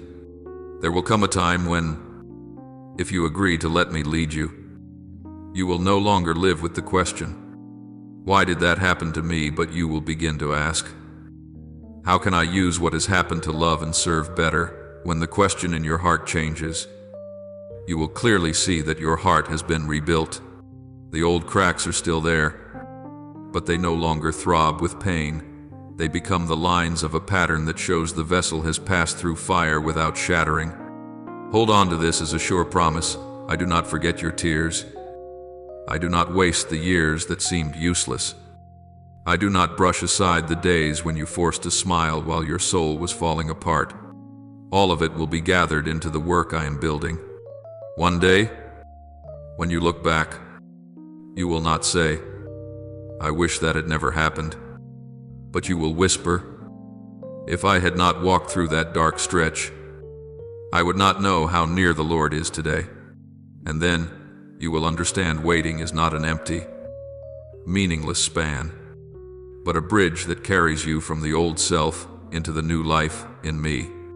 Therefore, even if nothing seems to have clearly changed yet, even if the story of your life is still full of lines you do not want to read again, I still invite you to believe this. I am at work in the silence. I am reshaping your inner structure. I am preparing a future you cannot yet imagine. And I am waiting not for you to be perfect, but for the moment when you believe that with me, no chapter of your life is ever the final one. My child, long before you understood what a promise is, I had already bent down over your life and placed a covenant upon it. I am not the kind who speaks today and forgets tomorrow, who remembers you when in a good mood and abandons you when sad. I do not change my heart according to emotions, and I do not measure my love by what you manage to do or what you fail to do. My love for you does not rest on performance, nor on outward piety, and it is not shaken by your missteps. I love you simply because you are you, the child I have called by name from eternity, even if you have chosen wrong turns, even if there have been times when you were angry, shouting, accusing me, even if there came a day when you wanted to turn your back on me. In my heart you have always remained in the same place in the arms I have never let go. You look at the chain of mistakes and conclude that you have ruined everything. You see only a heap of ruins and call it, it's over. But as I look at those very fragments, I see material for the beginning of something new. I am the one who knows how to gather up shattered pieces of life that seem impossible to fit together and shape them into another form, truer, deeper, more beautiful. The chapters of your life that you most want to erase, to tear from your memory, are precisely the pages I want to use to write a story that, when you read it later, will move you to tears because you will know you were never abandoned. You think the book of your life is nearly at its ending. But with me, you are only in the middle of the journey. The most radiant pages are still the ones you have not yet turned. I do not stand there to judge every little fault of yours, nor do I hold a notebook to record each of your mistakes and later cross-examine you with them. I am not like the faces you once displeased, who then turned away, silent and cold. I am the God of mercy, the one who patiently sits by the rubble longer than anyone else. When people walk away one by one because they find your life too messy, too exhausting, I remain, sitting beside you, not noisy, not ostentatious, simply waiting in silence until you are tired enough to stop resisting, to stop proving yourself, to stop straining to show that you are fine. I do not see your flaws as a reason to reject you. On the contrary, I want to use those very cracks as places where my light can pass through to reach hearts that are still lost in the darkness you once knew. There are things you have done that even you cannot forgive, and you think I must loathe you as much as you loathe yourself. But I want you to know that I see deeper. I see the weakness, the impulsiveness, the wounds beneath those actions, and I have come not to add another sentence of condemnation, but to lead you out of that vicious circle. You have been carrying on your shoulders so many things that do not belong to you: accusations, shame, the haunting of the past, the fear that you will never be good enough for me to use. You can hardly breathe anymore, yet you are afraid to let go, because you think that if you do not cling to these burdens, nothing will be left of you. You confuse what is familiar with what is safe. You hold tightly to your pain because it has been with you for so long that you have mistaken it for part of your identity. But my child, your true identity is not found in what you have done wrong, nor in the way people have treated you. Your true identity lies in my calling you beloved, in the fact that I have rescued you time and again from the abysses into which you yourself ran. I do not want you to drag those invisible chains any longer.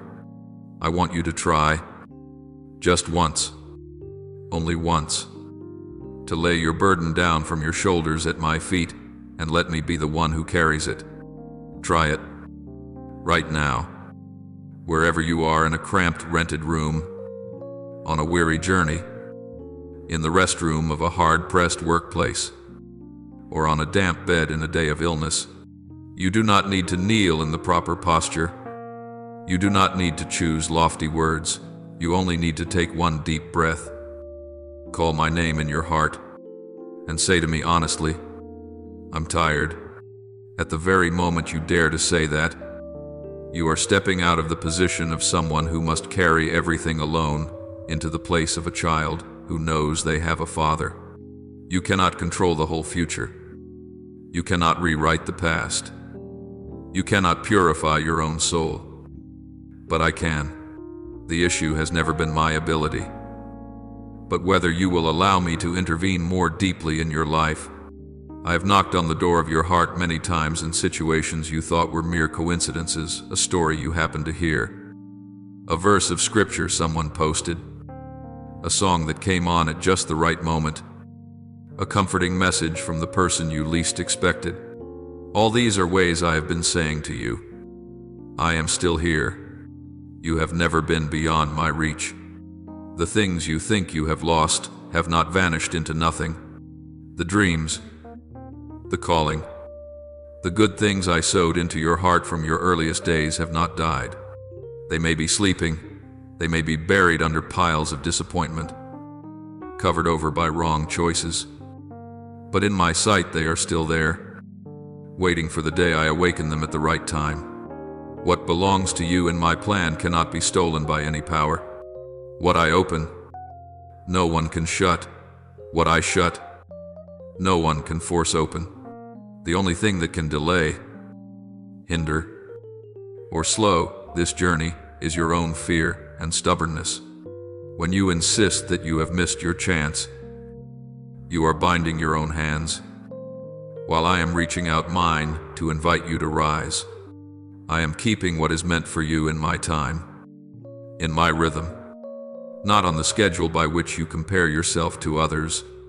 When the time comes, you will be amazed that such completeness is not something you snatched for yourself, but something I gently placed into your hands. I want you to learn one thing: letting go is not giving up. Letting go is admitting that you are not the god of your own life. There are doors you have knocked on until your knuckles were sore, yet I did not open them. It is not because I am cruel, but because I see what lies behind those doors, and you do not. There are people you wanted to keep at any cost, yet I allowed them to leave. It is not because I want you to be lonely, but because I know that if they stayed, they would pull your soul even farther from me. I love you too much to indulge such things. You think you have failed because you could not hold on, but in truth I have won because I did not let you remain bound any longer. Let me decide what needs to be cut off, what needs to be kept, what needs to wait, and what needs to open. Your part is not to scramble for control, but to trust and obey in the small steps. Close your eyes for just a moment, not to run away from reality, but to step into a deeper reality that your ordinary eyes cannot see. The very moment you lower your eyelids, everything around you may still be noisy, cramped, suffocating, but inside, I want to lead you out of the storm into a place of peace. Imagine you are resting your head on my shoulder. You do not need to say much. You only need to let your heart draw near to mine. I want you to feel my unhurried heartbeat so that you may know I am not panicking before the chaos of your life. I am calm because I know exactly what I am doing. I am steady because I know nothing lies outside my control. My love for you is not flying somewhere far away, nor locked inside some obscure doctrine printed on paper. It is right where you are breathing. It wraps around you like a warm blanket, slipping into those frozen places no human embrace has ever been able to touch. I do not promise that when you open your eyes, every debt will disappear. Every relationship will instantly feel easy. Every wound on your body will dissolve as if it had never been. But I promise you something even more important: you will no longer be the one who walks alone. I will be there in every deep breath you take each morning when you wake, in each small decision you must make throughout the day, in every tear that falls when no one else can see. I will be there when you try one more time, when you choose to forgive for the 7th time, the 70th time, when you hold back a sentence that would wound another, when you turn off the things that drag you down. All those little things, if you do them in communion with me, will become strong steps leading you out of a passive kind of faith. You will not walk away from this encounter the same as when you came. If you truly open your heart, I do not need you to feel a current of electricity running through your body, or to witness some spectacular sign to prove that I am at work. The deepest changes often begin very quietly: a thought that feels a little lighter, a decision that becomes a little gentler, a tiny ray of hope that is more persistent than yesterday. That is the very first miracle I want to do today, to soften your heart so that it is willing to believe again, to love again, to step out again. From there, everything else will gradually be put in order. My child, I have already laid my hand upon your life, and I am not taking it back. The words I have spoken over you do not fall to the ground in vain. The years that seem to have been aimless do not make me change my mind. Your mistakes are not strong enough to break the plan I have for you. All I need is that from today, from this very moment, you dare to say to me, I truly want to walk with you, not just with my emotions anymore. And I will begin to turn things around, not with a loud raging storm, but with a quiet, persistent underground stream, strong enough to change the course of an entire river. You do not need to understand everything. You only need to take my hand, step by step, so that I can teach you to live a faith that cooperates instead of only waiting. The rest Leave it to me. In the depths of you, in that place you thought had grown numb to feeling, where you once told yourself, nothing new is ever going to happen in my life anymore, there is now a very small but very real movement, like an underground spring that has just been cleared after years of being pressed down by rocks. Even if you cannot name it, you can still sense a very gentle warmth threading its way into those inner places that were once ice cold. A thin but persistent beam of light piercing through the thick layers of fog you have lived with for so long. This is not you trying to psych yourself up, nor is it some kind of blind optimism. It is me, gently touching the deepest place within you and awakening what you yourself thought was dead, your faith and your hope. You may not hear my voice clearly as you hear another person speaking, but in those moments when you sit alone without knowing why you suddenly want to lift your eyes, in those moments when you unexpectedly pause before an old, familiar choice and whisper, "What if this time I try something different?" That is exactly when I am speaking to your soul that this journey is not over, that your story does not end in the chapter of brokenness, and that I have never once left my place beside you. Not even for a single moment. You cannot begin to imagine what I am about to do in your life, because if I unveiled before your eyes the whole plan I am weaving, you would hardly be able to believe that all of it is being prepared for someone who once thought themselves as small and useless as you. Behind the curtain you call silence, a whole work is being built. The encounters you think are coincidences, the doors you believed were shut forever, but whose hinges are slowly being oiled.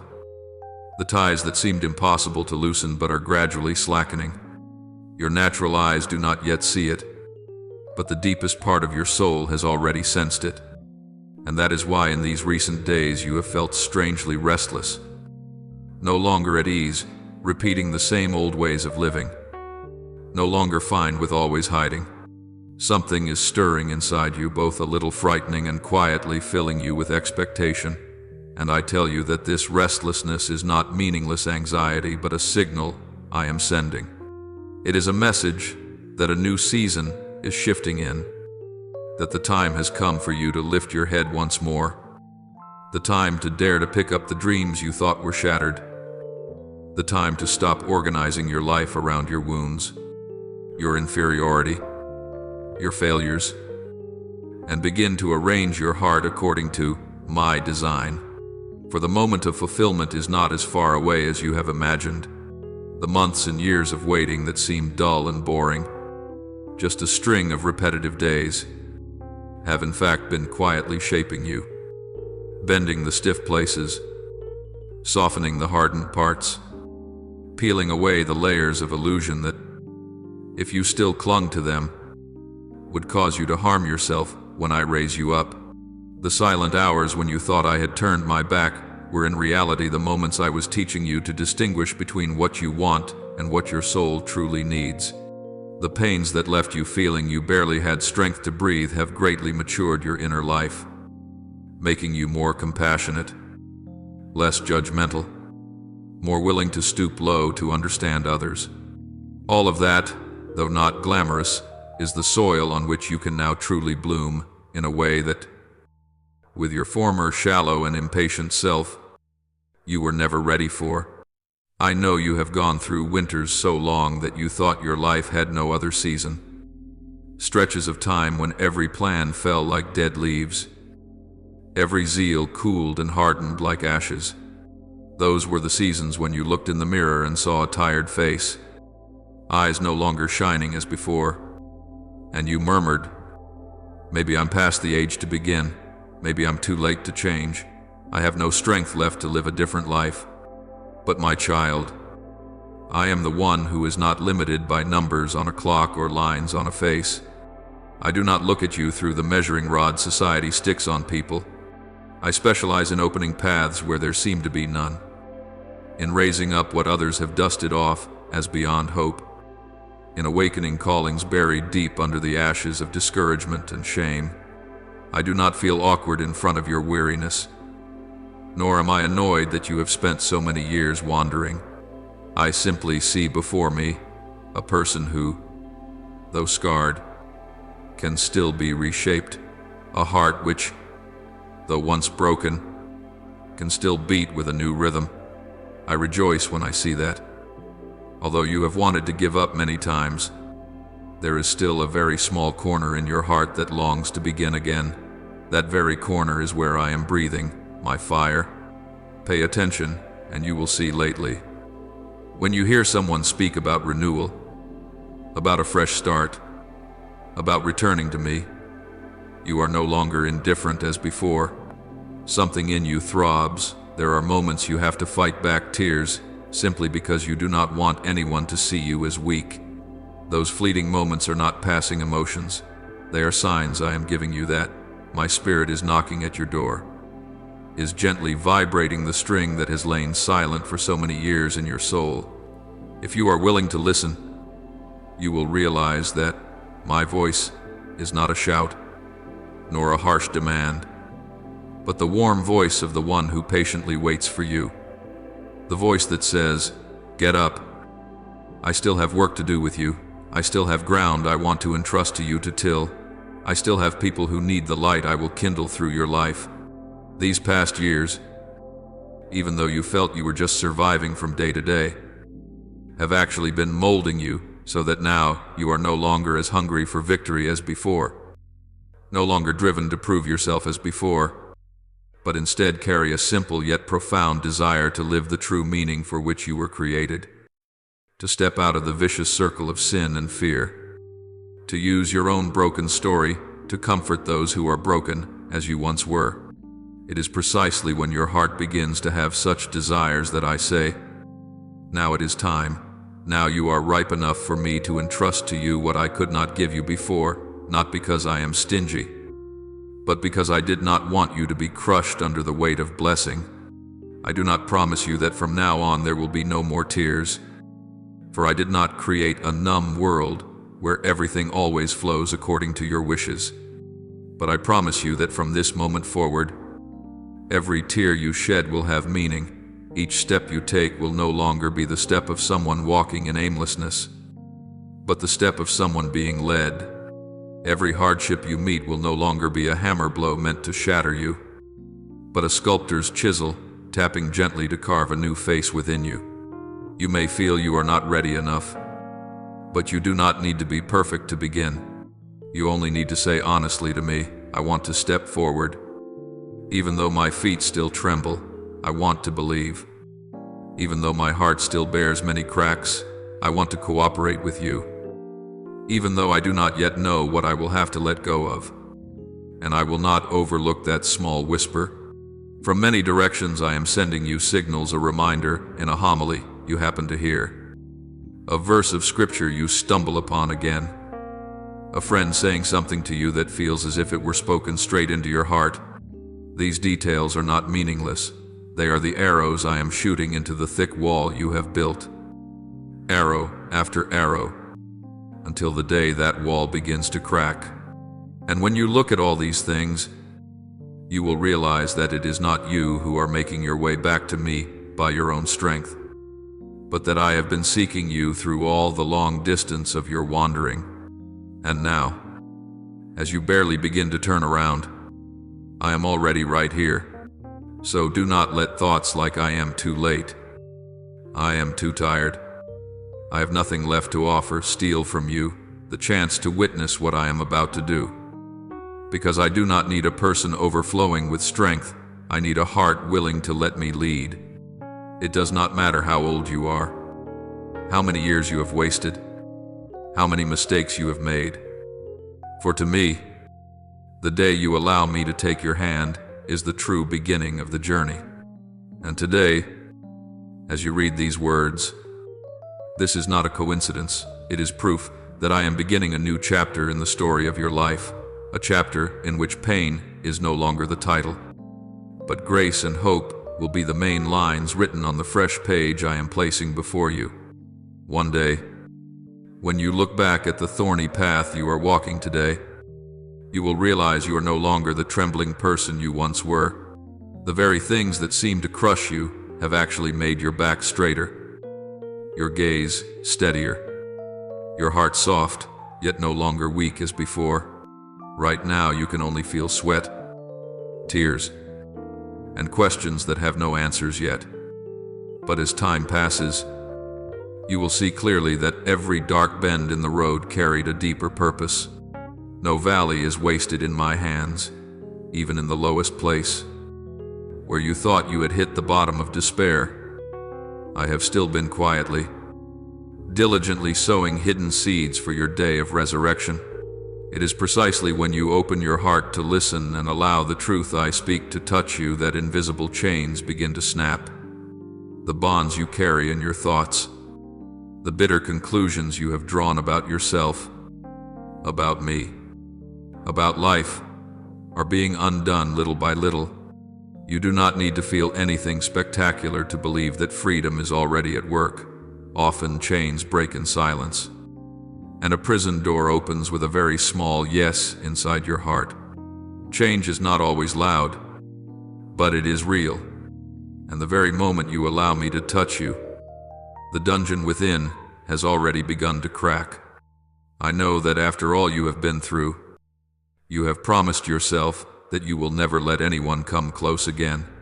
The shattering made you believe you could only survive by building walls that are very thick, locking every door, leaving only a narrow slit open for the bare minimum of interaction.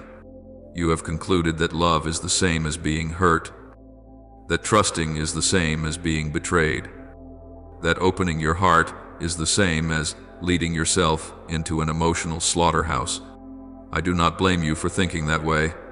I see every knife that has been driven into you, every word that has made you bleed inside. But today, I am gently gathering back the silent curses you have carelessly spoken over your own life. The words you have said that do not reflect my will. I will never trust anyone again. I am not worthy of love. I was born only to be abandoned.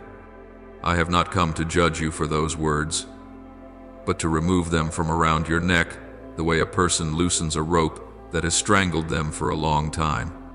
I want to restore to you the capacity to love that you thought had died, to restore to you the ability to trust that you believed had been shattered, to restore to you the tenderness you have had to hide for so many years for fear of being taken advantage of. It is true that there were people who should have protected you but were instead the first to push you to the ground.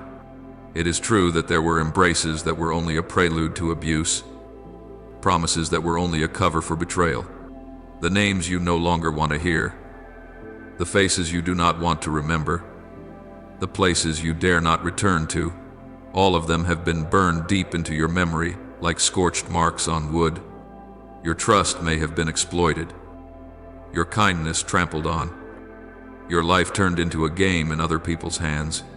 But listen carefully to what I say. All of that speaks of who they are. It does not define who you are. You were not born to be a permanent victim in someone else's story. You were not created to spend the rest of your life under the shadow of the wrongs they have done to you. I do not call you by the name of your wounds. I call you by the name I had in mind for you before you were formed in your mother's womb. In my eyes, you are not the one who was betrayed. You are the one I have chosen to love in a special way, to lift up, to use as a living testimony of restoration. I want to draw you out of the distorted mirror that your past has set up in front of you. In that mirror, you see only a person who is always lacking, always wrong, never enough. But if you knew how I look at you, you would be astonished. I do not look at you with a scrutinizing gaze. I look at you the way an artisan looks at the work still in progress in his hands, though it is still smudged. In my vision, it is already complete, already beautiful, already radiant. Every time you collapse and think, I am worth nothing, I whisper again, you are far more precious than you realize. Every time you say, no one really cares about me, I remind you, my eyes have never left you. There are moments when you feel utterly alone. But if I were to let you see the spiritual realm, You would understand that you have never taken a single step in solitude. If I were to draw back the invisible curtain between heaven and earth and let you watch your life like a fast-forwarded film, you would be stunned to see how many times I have intervened. You would see the times you happened to be a few minutes late, and those very minutes kept you from an accident. You would recognize how the relationships you once suffered over because you could not hold on to them were in fact ties that would have dragged you deeper into manipulation had they continued. You would see the jobs you so badly wanted but whose doors slammed shut in front of you, later exposed as environments that crushed people's dignity or slowly eroded their souls. And there were so many times, while you were asleep and still breathing heavily in and out, that I kept you from the dark thoughts that wanted to devour you. I placed beside you a person, a line of text, a small sound just enough so that you would not do something foolish. If you knew all of this, you would no longer have the strength to keep on resenting. You would only be able to fall silent and worship. Even the doors whose closing has caused you the deepest pain are known to me. There are things I have shut because I am jealous for your soul. I do not want you to trade your soul just to keep someone from leaving. I do not want you to pay with your peace in order to buy a little feeling of being needed. I do not want you to sacrifice all your values just to remain in a place where you must constantly beg for love. So I have had the courage to close those doors, even while you wept. True love sometimes has to accept being misunderstood. I have accepted your blame and your anger in exchange for your long-term safety. And one day, when you are mature enough to see the bigger picture, you will know you have been kept from chasms that, had you fallen into them, your soul would have taken a very long time to climb out of. I do not only protect you from what is harmful, I also quietly keep back good things that I know are meant for you. But not yet. The dreams you once carried, the plans you thought had dissolved, the pure desires you believed had died, I still have them, stored carefully in my treasury. Not every delay is a sign of failure. Often, it is my way of hiding something so that no one can touch it before you arrive at the right time. You think you have lost everything, but in reality there are things I, myself, have hidden away so they would not be stained, not be taken by others, not be ruined by your own hands at a time when you were not ready. You call it loss, I call it temporary separation. You call it the end of all chances, I call it being set to rise, like a seed lying still in the soil. Many things in your life are in a season of being buried. From the surface, it looks like death, nothing to be seen, no movement, no sign. But from my perspective, it is a necessary step so that life can burst forth more strongly. I let some of your desires go to sleep so that they will not be bent by ambition, distorted by ego, or stained by deep wounds that have not yet healed. When you cry out, "Why are you not doing anything?" I am still at work. It is only that you cannot see it yet. I am adjusting your heart, sanding down the sharp edges inside, slowly drawing you out of the mindset that if I want it, I must have it immediately, so that you can learn to trust me more than you trust the timelines of this world. I do not promise you that everything you want will be returned exactly as it was. Some things I will keep, some I will replace entirely, and some I will send far away to make room for something better to come. But I promise that whatever truly belongs to you within my good purposes, no one can steal. Your true honor, your true calling, the healthy relationships I have prepared, the opportunities I know will help you grow, all of these are in my hands. And my hands are not clumsy. I do not drop your blessings along the way. I am only waiting for your heart to be ready to receive them without using them to fill the empty spaces in the wrong places. Today, I am not asking you to understand everything before you can be at peace. I am simply inviting you to take one small but decisive step instead of repeating over and over. Why do all these terrible things happen to me? Try asking a different question. How many times have you rescued me from things even worse?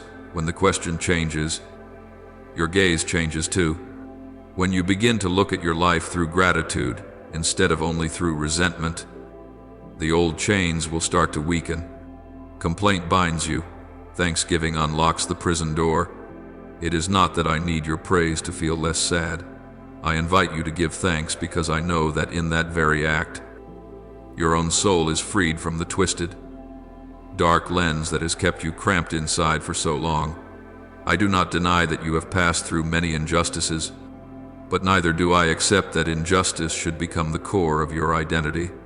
I am continuing to write your story in a different direction, not the story of someone forever crushed by the past, but of someone who stands up in the light even while bearing scars. Those scars, I do not erase so that you forget. I let them remain so that whenever you see them, you remember that you were once there, but you are no longer held there.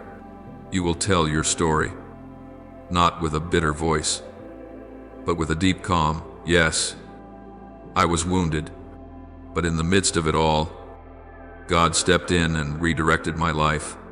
So do not rush to draw conclusions about your future while you are still standing in a narrow corridor. You have only gone through one chapter, not the whole book. Do not use the most painful page to measure the entire story. I am right beside you in the hardest to read chapter, making sure that this page will not be the last one.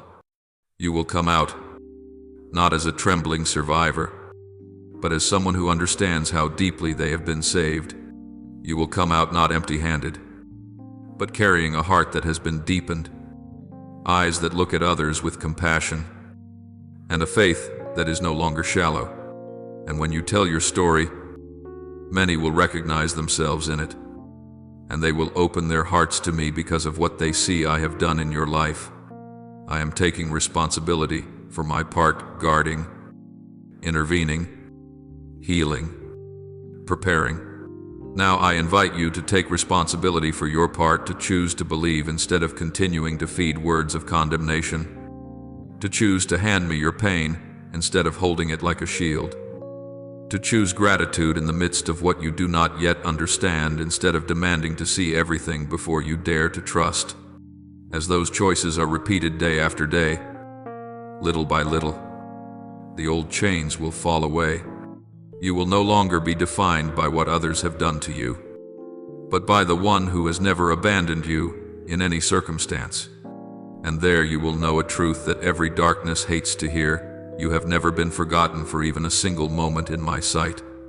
You are simply being shaped into a version of yourself far stronger and freer than the person you ever thought you could become. When you begin to do more than sit and lament, when you are willing to take small steps with me, when you stop merely waiting for a miracle to fall from the sky and instead open your heart and change the things I am pointing out.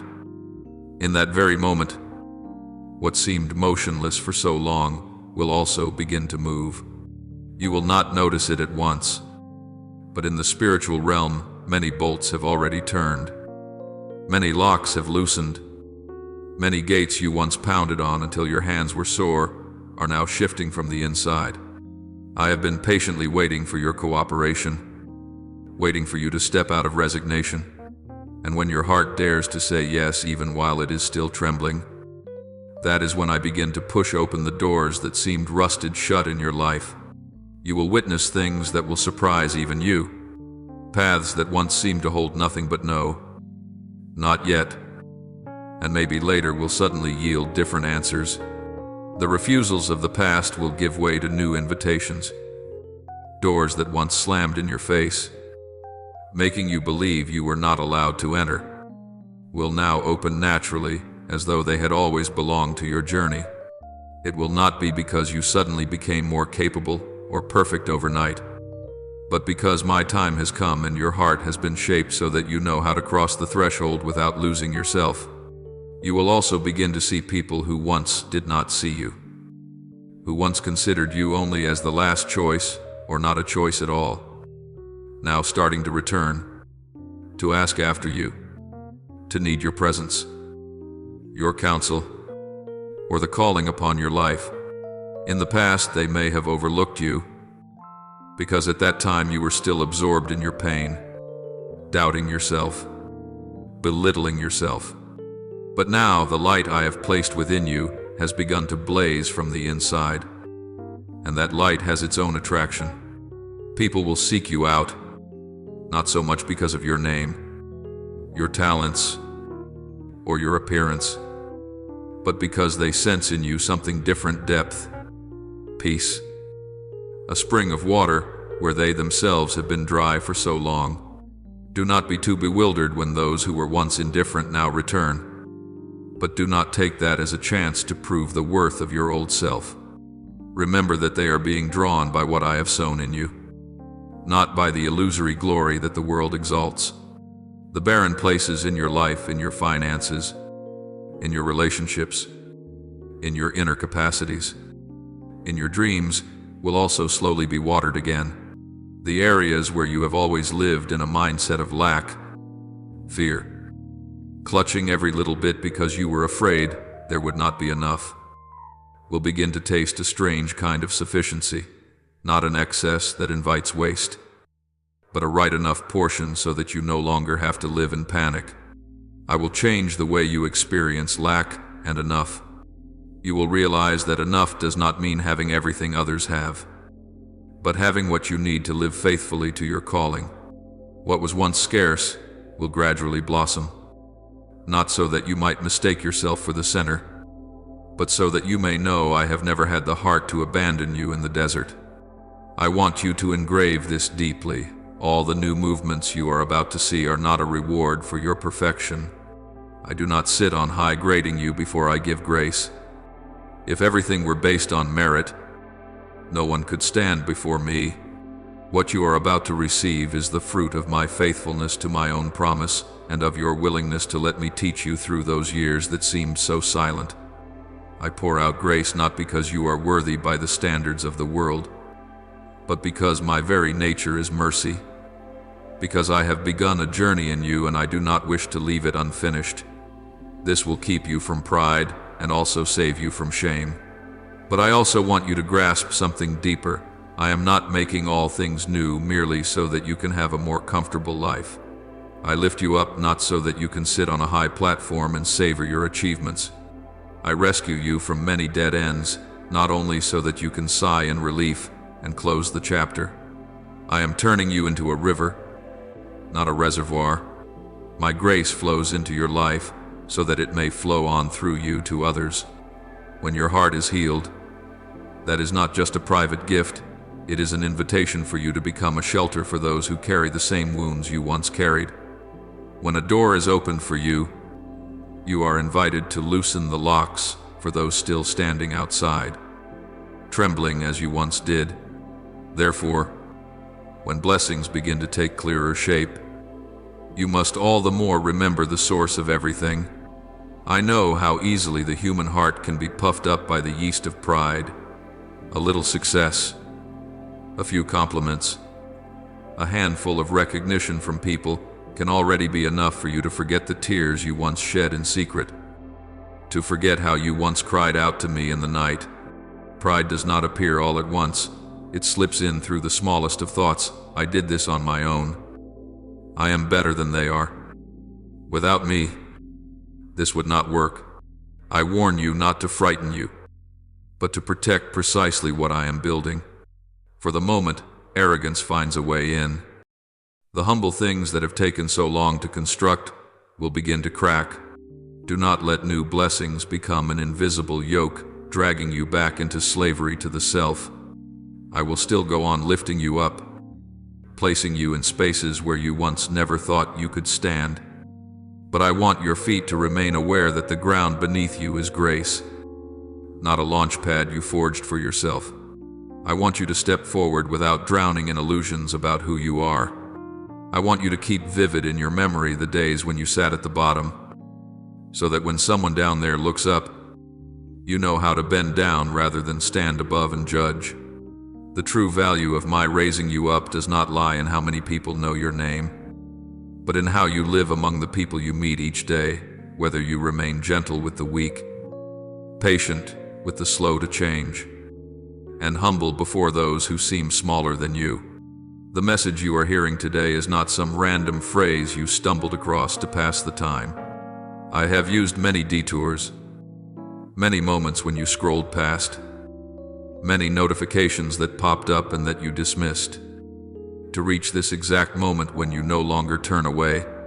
This is not just a few pleasant lines to help you feel less sad on a weary evening. This is a signal I am sending into your soul, like a touch that awakens. It is not merely encouragement, it is a summons. I am calling you by name, reminding you of a calling you have let gather dust because of disappointment, because of waiting too long, because you have come to think you no longer fit. Within you there is a part that seems to have died, the trust you once had, the courage to take a step even when you could not see the whole path, the conviction that I can do what people deem impossible. Through many stumblings, that faith has been wounded, mocked, labeled naive. You once set it aside in a corner and locked it away so that you would not have to be disappointed yet again. But today I am laying my hand on that very corner and saying, rise. Your faith has not been lost, it has only been lying still, waiting for a call. And now that call is sounding. I am not calling it back to the impulsive form of earlier days, but so that it may grow, become more mature, and learn to rest its foundation on me rather than on fleeting feelings. From here on, you will begin to notice small changes that carry great weight. It will not be that all your problems suddenly disappear. Rather, right in the midst of those very difficulties, you will receive new signals, an unexpected door, a conversation you thought would never happen, a sudden idea that unravels the knot that has kept you stuck for so long. You will see coincidences pile up to the point where you can no longer call them vague luck. I do not perform magic tricks. I work quietly but consistently. Everything you see is the result of a process that you and I have walked through together in silence. There are desires you have tucked away in the deepest drawer of your heart, telling yourself not to think about them anymore, because every time you do, it hurts again. You once prayed for your family to be healed, for a relationship to be restored, for a harmful habit to be broken, for a dream that seemed far beyond your reach. Many years have passed, and you grew discouraged, assuming that I had not heard. But I have never thrown those whispered prayers away. They rest in my heart, not in a trash bin. Now, according to a timing only I fully understand, some of those things will begin to unfold, but in the way that is safest for your soul. Not everything you want will be granted exactly as you imagine it. I will only bring to completion what will truly lead you into real life. And all of this will not unfold in dramatic fire and smoke like in a movie. I do not need spectacle to prove that I am powerful. I delight in acting through steps that are very precise, very purposeful, often so quiet that only those who pay attention will notice.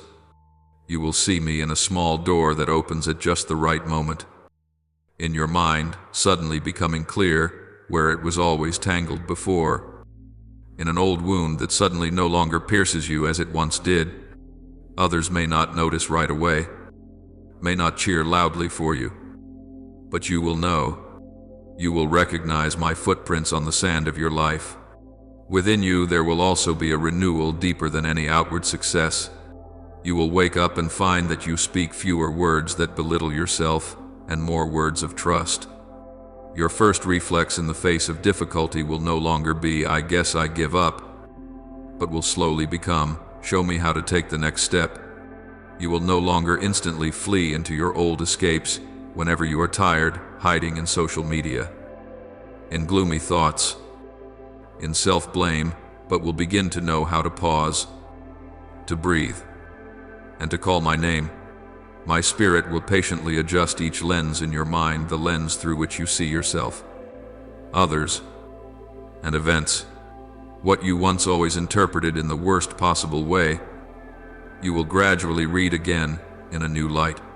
The very things that once made you tremble will become places where you find inspiration, You will no longer see the dark seasons of your life as boulders crushing you, but as raw material for telling a story that has the power to lift others up.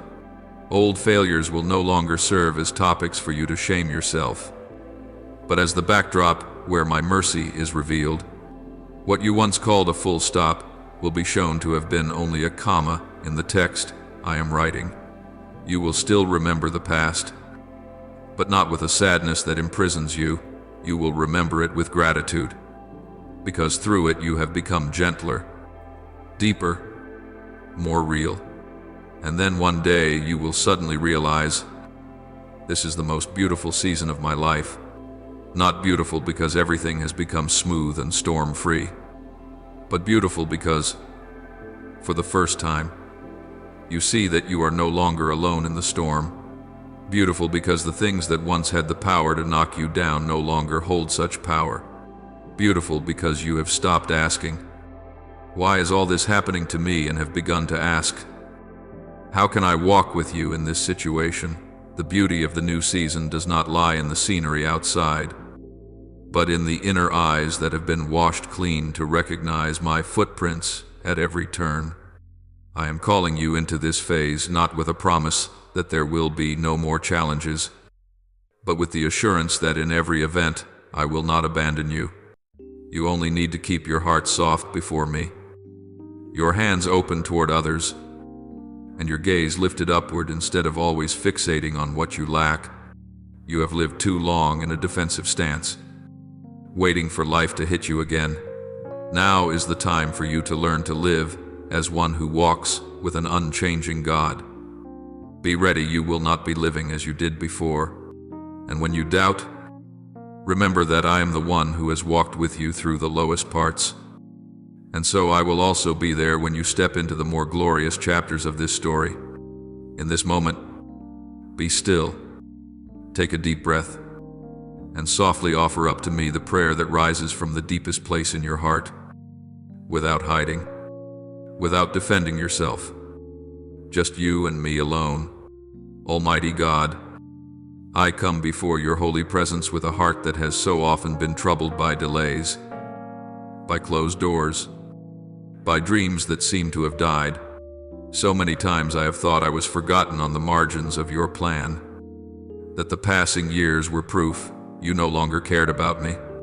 Today, as I hear you remind me that this has been a time of preparation and not abandonment, my heart feels both lighter and pierced. Lighter, because I am comforted; pierced, because I realize how long I have misunderstood you. Please grant me the courage to step out of my old way of seeing, out of the habit of condemning myself and lamenting my lot. Open my eyes to recognize that what you have withheld was not because I was unworthy, but because you feared I would be crushed by burdens I was not yet mature enough to carry.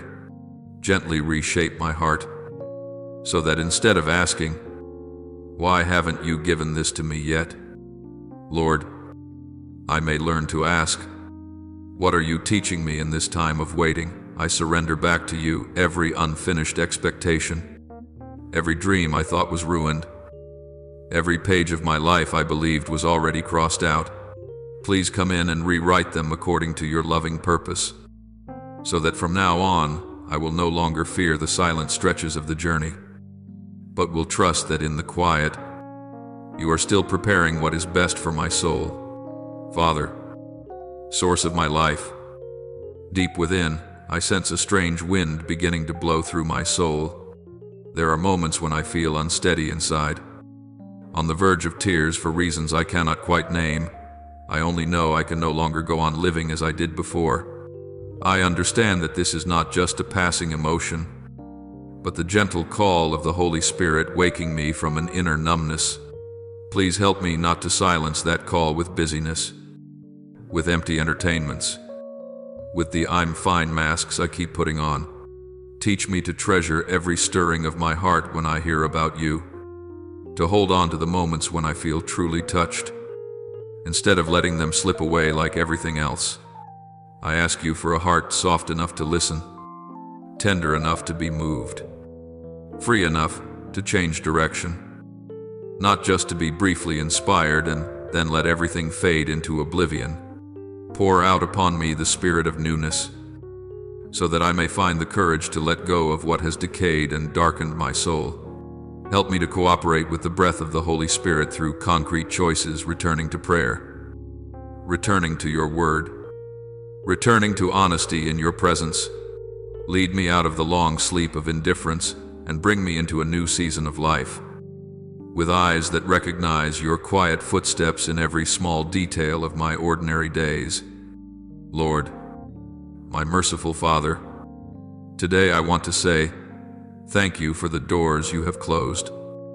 Even though at the time I could only cry and complain, I recall the opportunities I once longed for, the people I was desperate to hold on to at any cost, the paths I labeled as my one and only dream, and yet you did not allow them to become reality.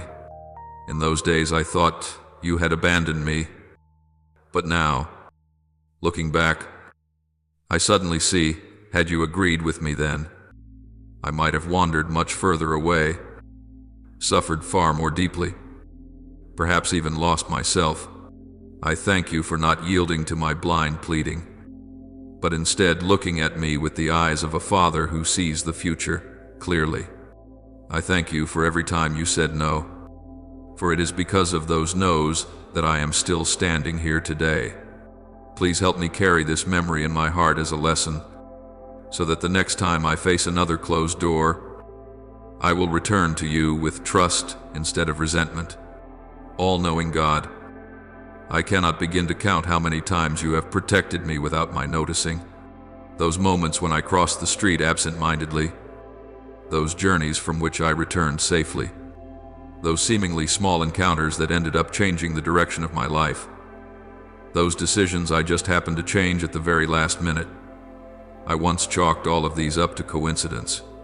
Now I understand that behind the word coincidence lay the vast mystery of your providence. I thank you for the accidents that never happened, the tragedies that were averted, the traps that were disarmed before I even knew they were there. I thank you for the days that seemed so ordinary, yet were in truth days when I was hidden beneath the cloak of your protection. Teach me to live with a deeper spirit of gratitude, so that each new morning I do not simply complain about what I still lack, but can say, thank you, Lord, that today I am still here, still held in your hands. I offer this prayer in the holy name of the Lord Jesus Christ. Amen. And please don't forget to subscribe and turn on notifications, so that together we can build a strong and vibrant community of faith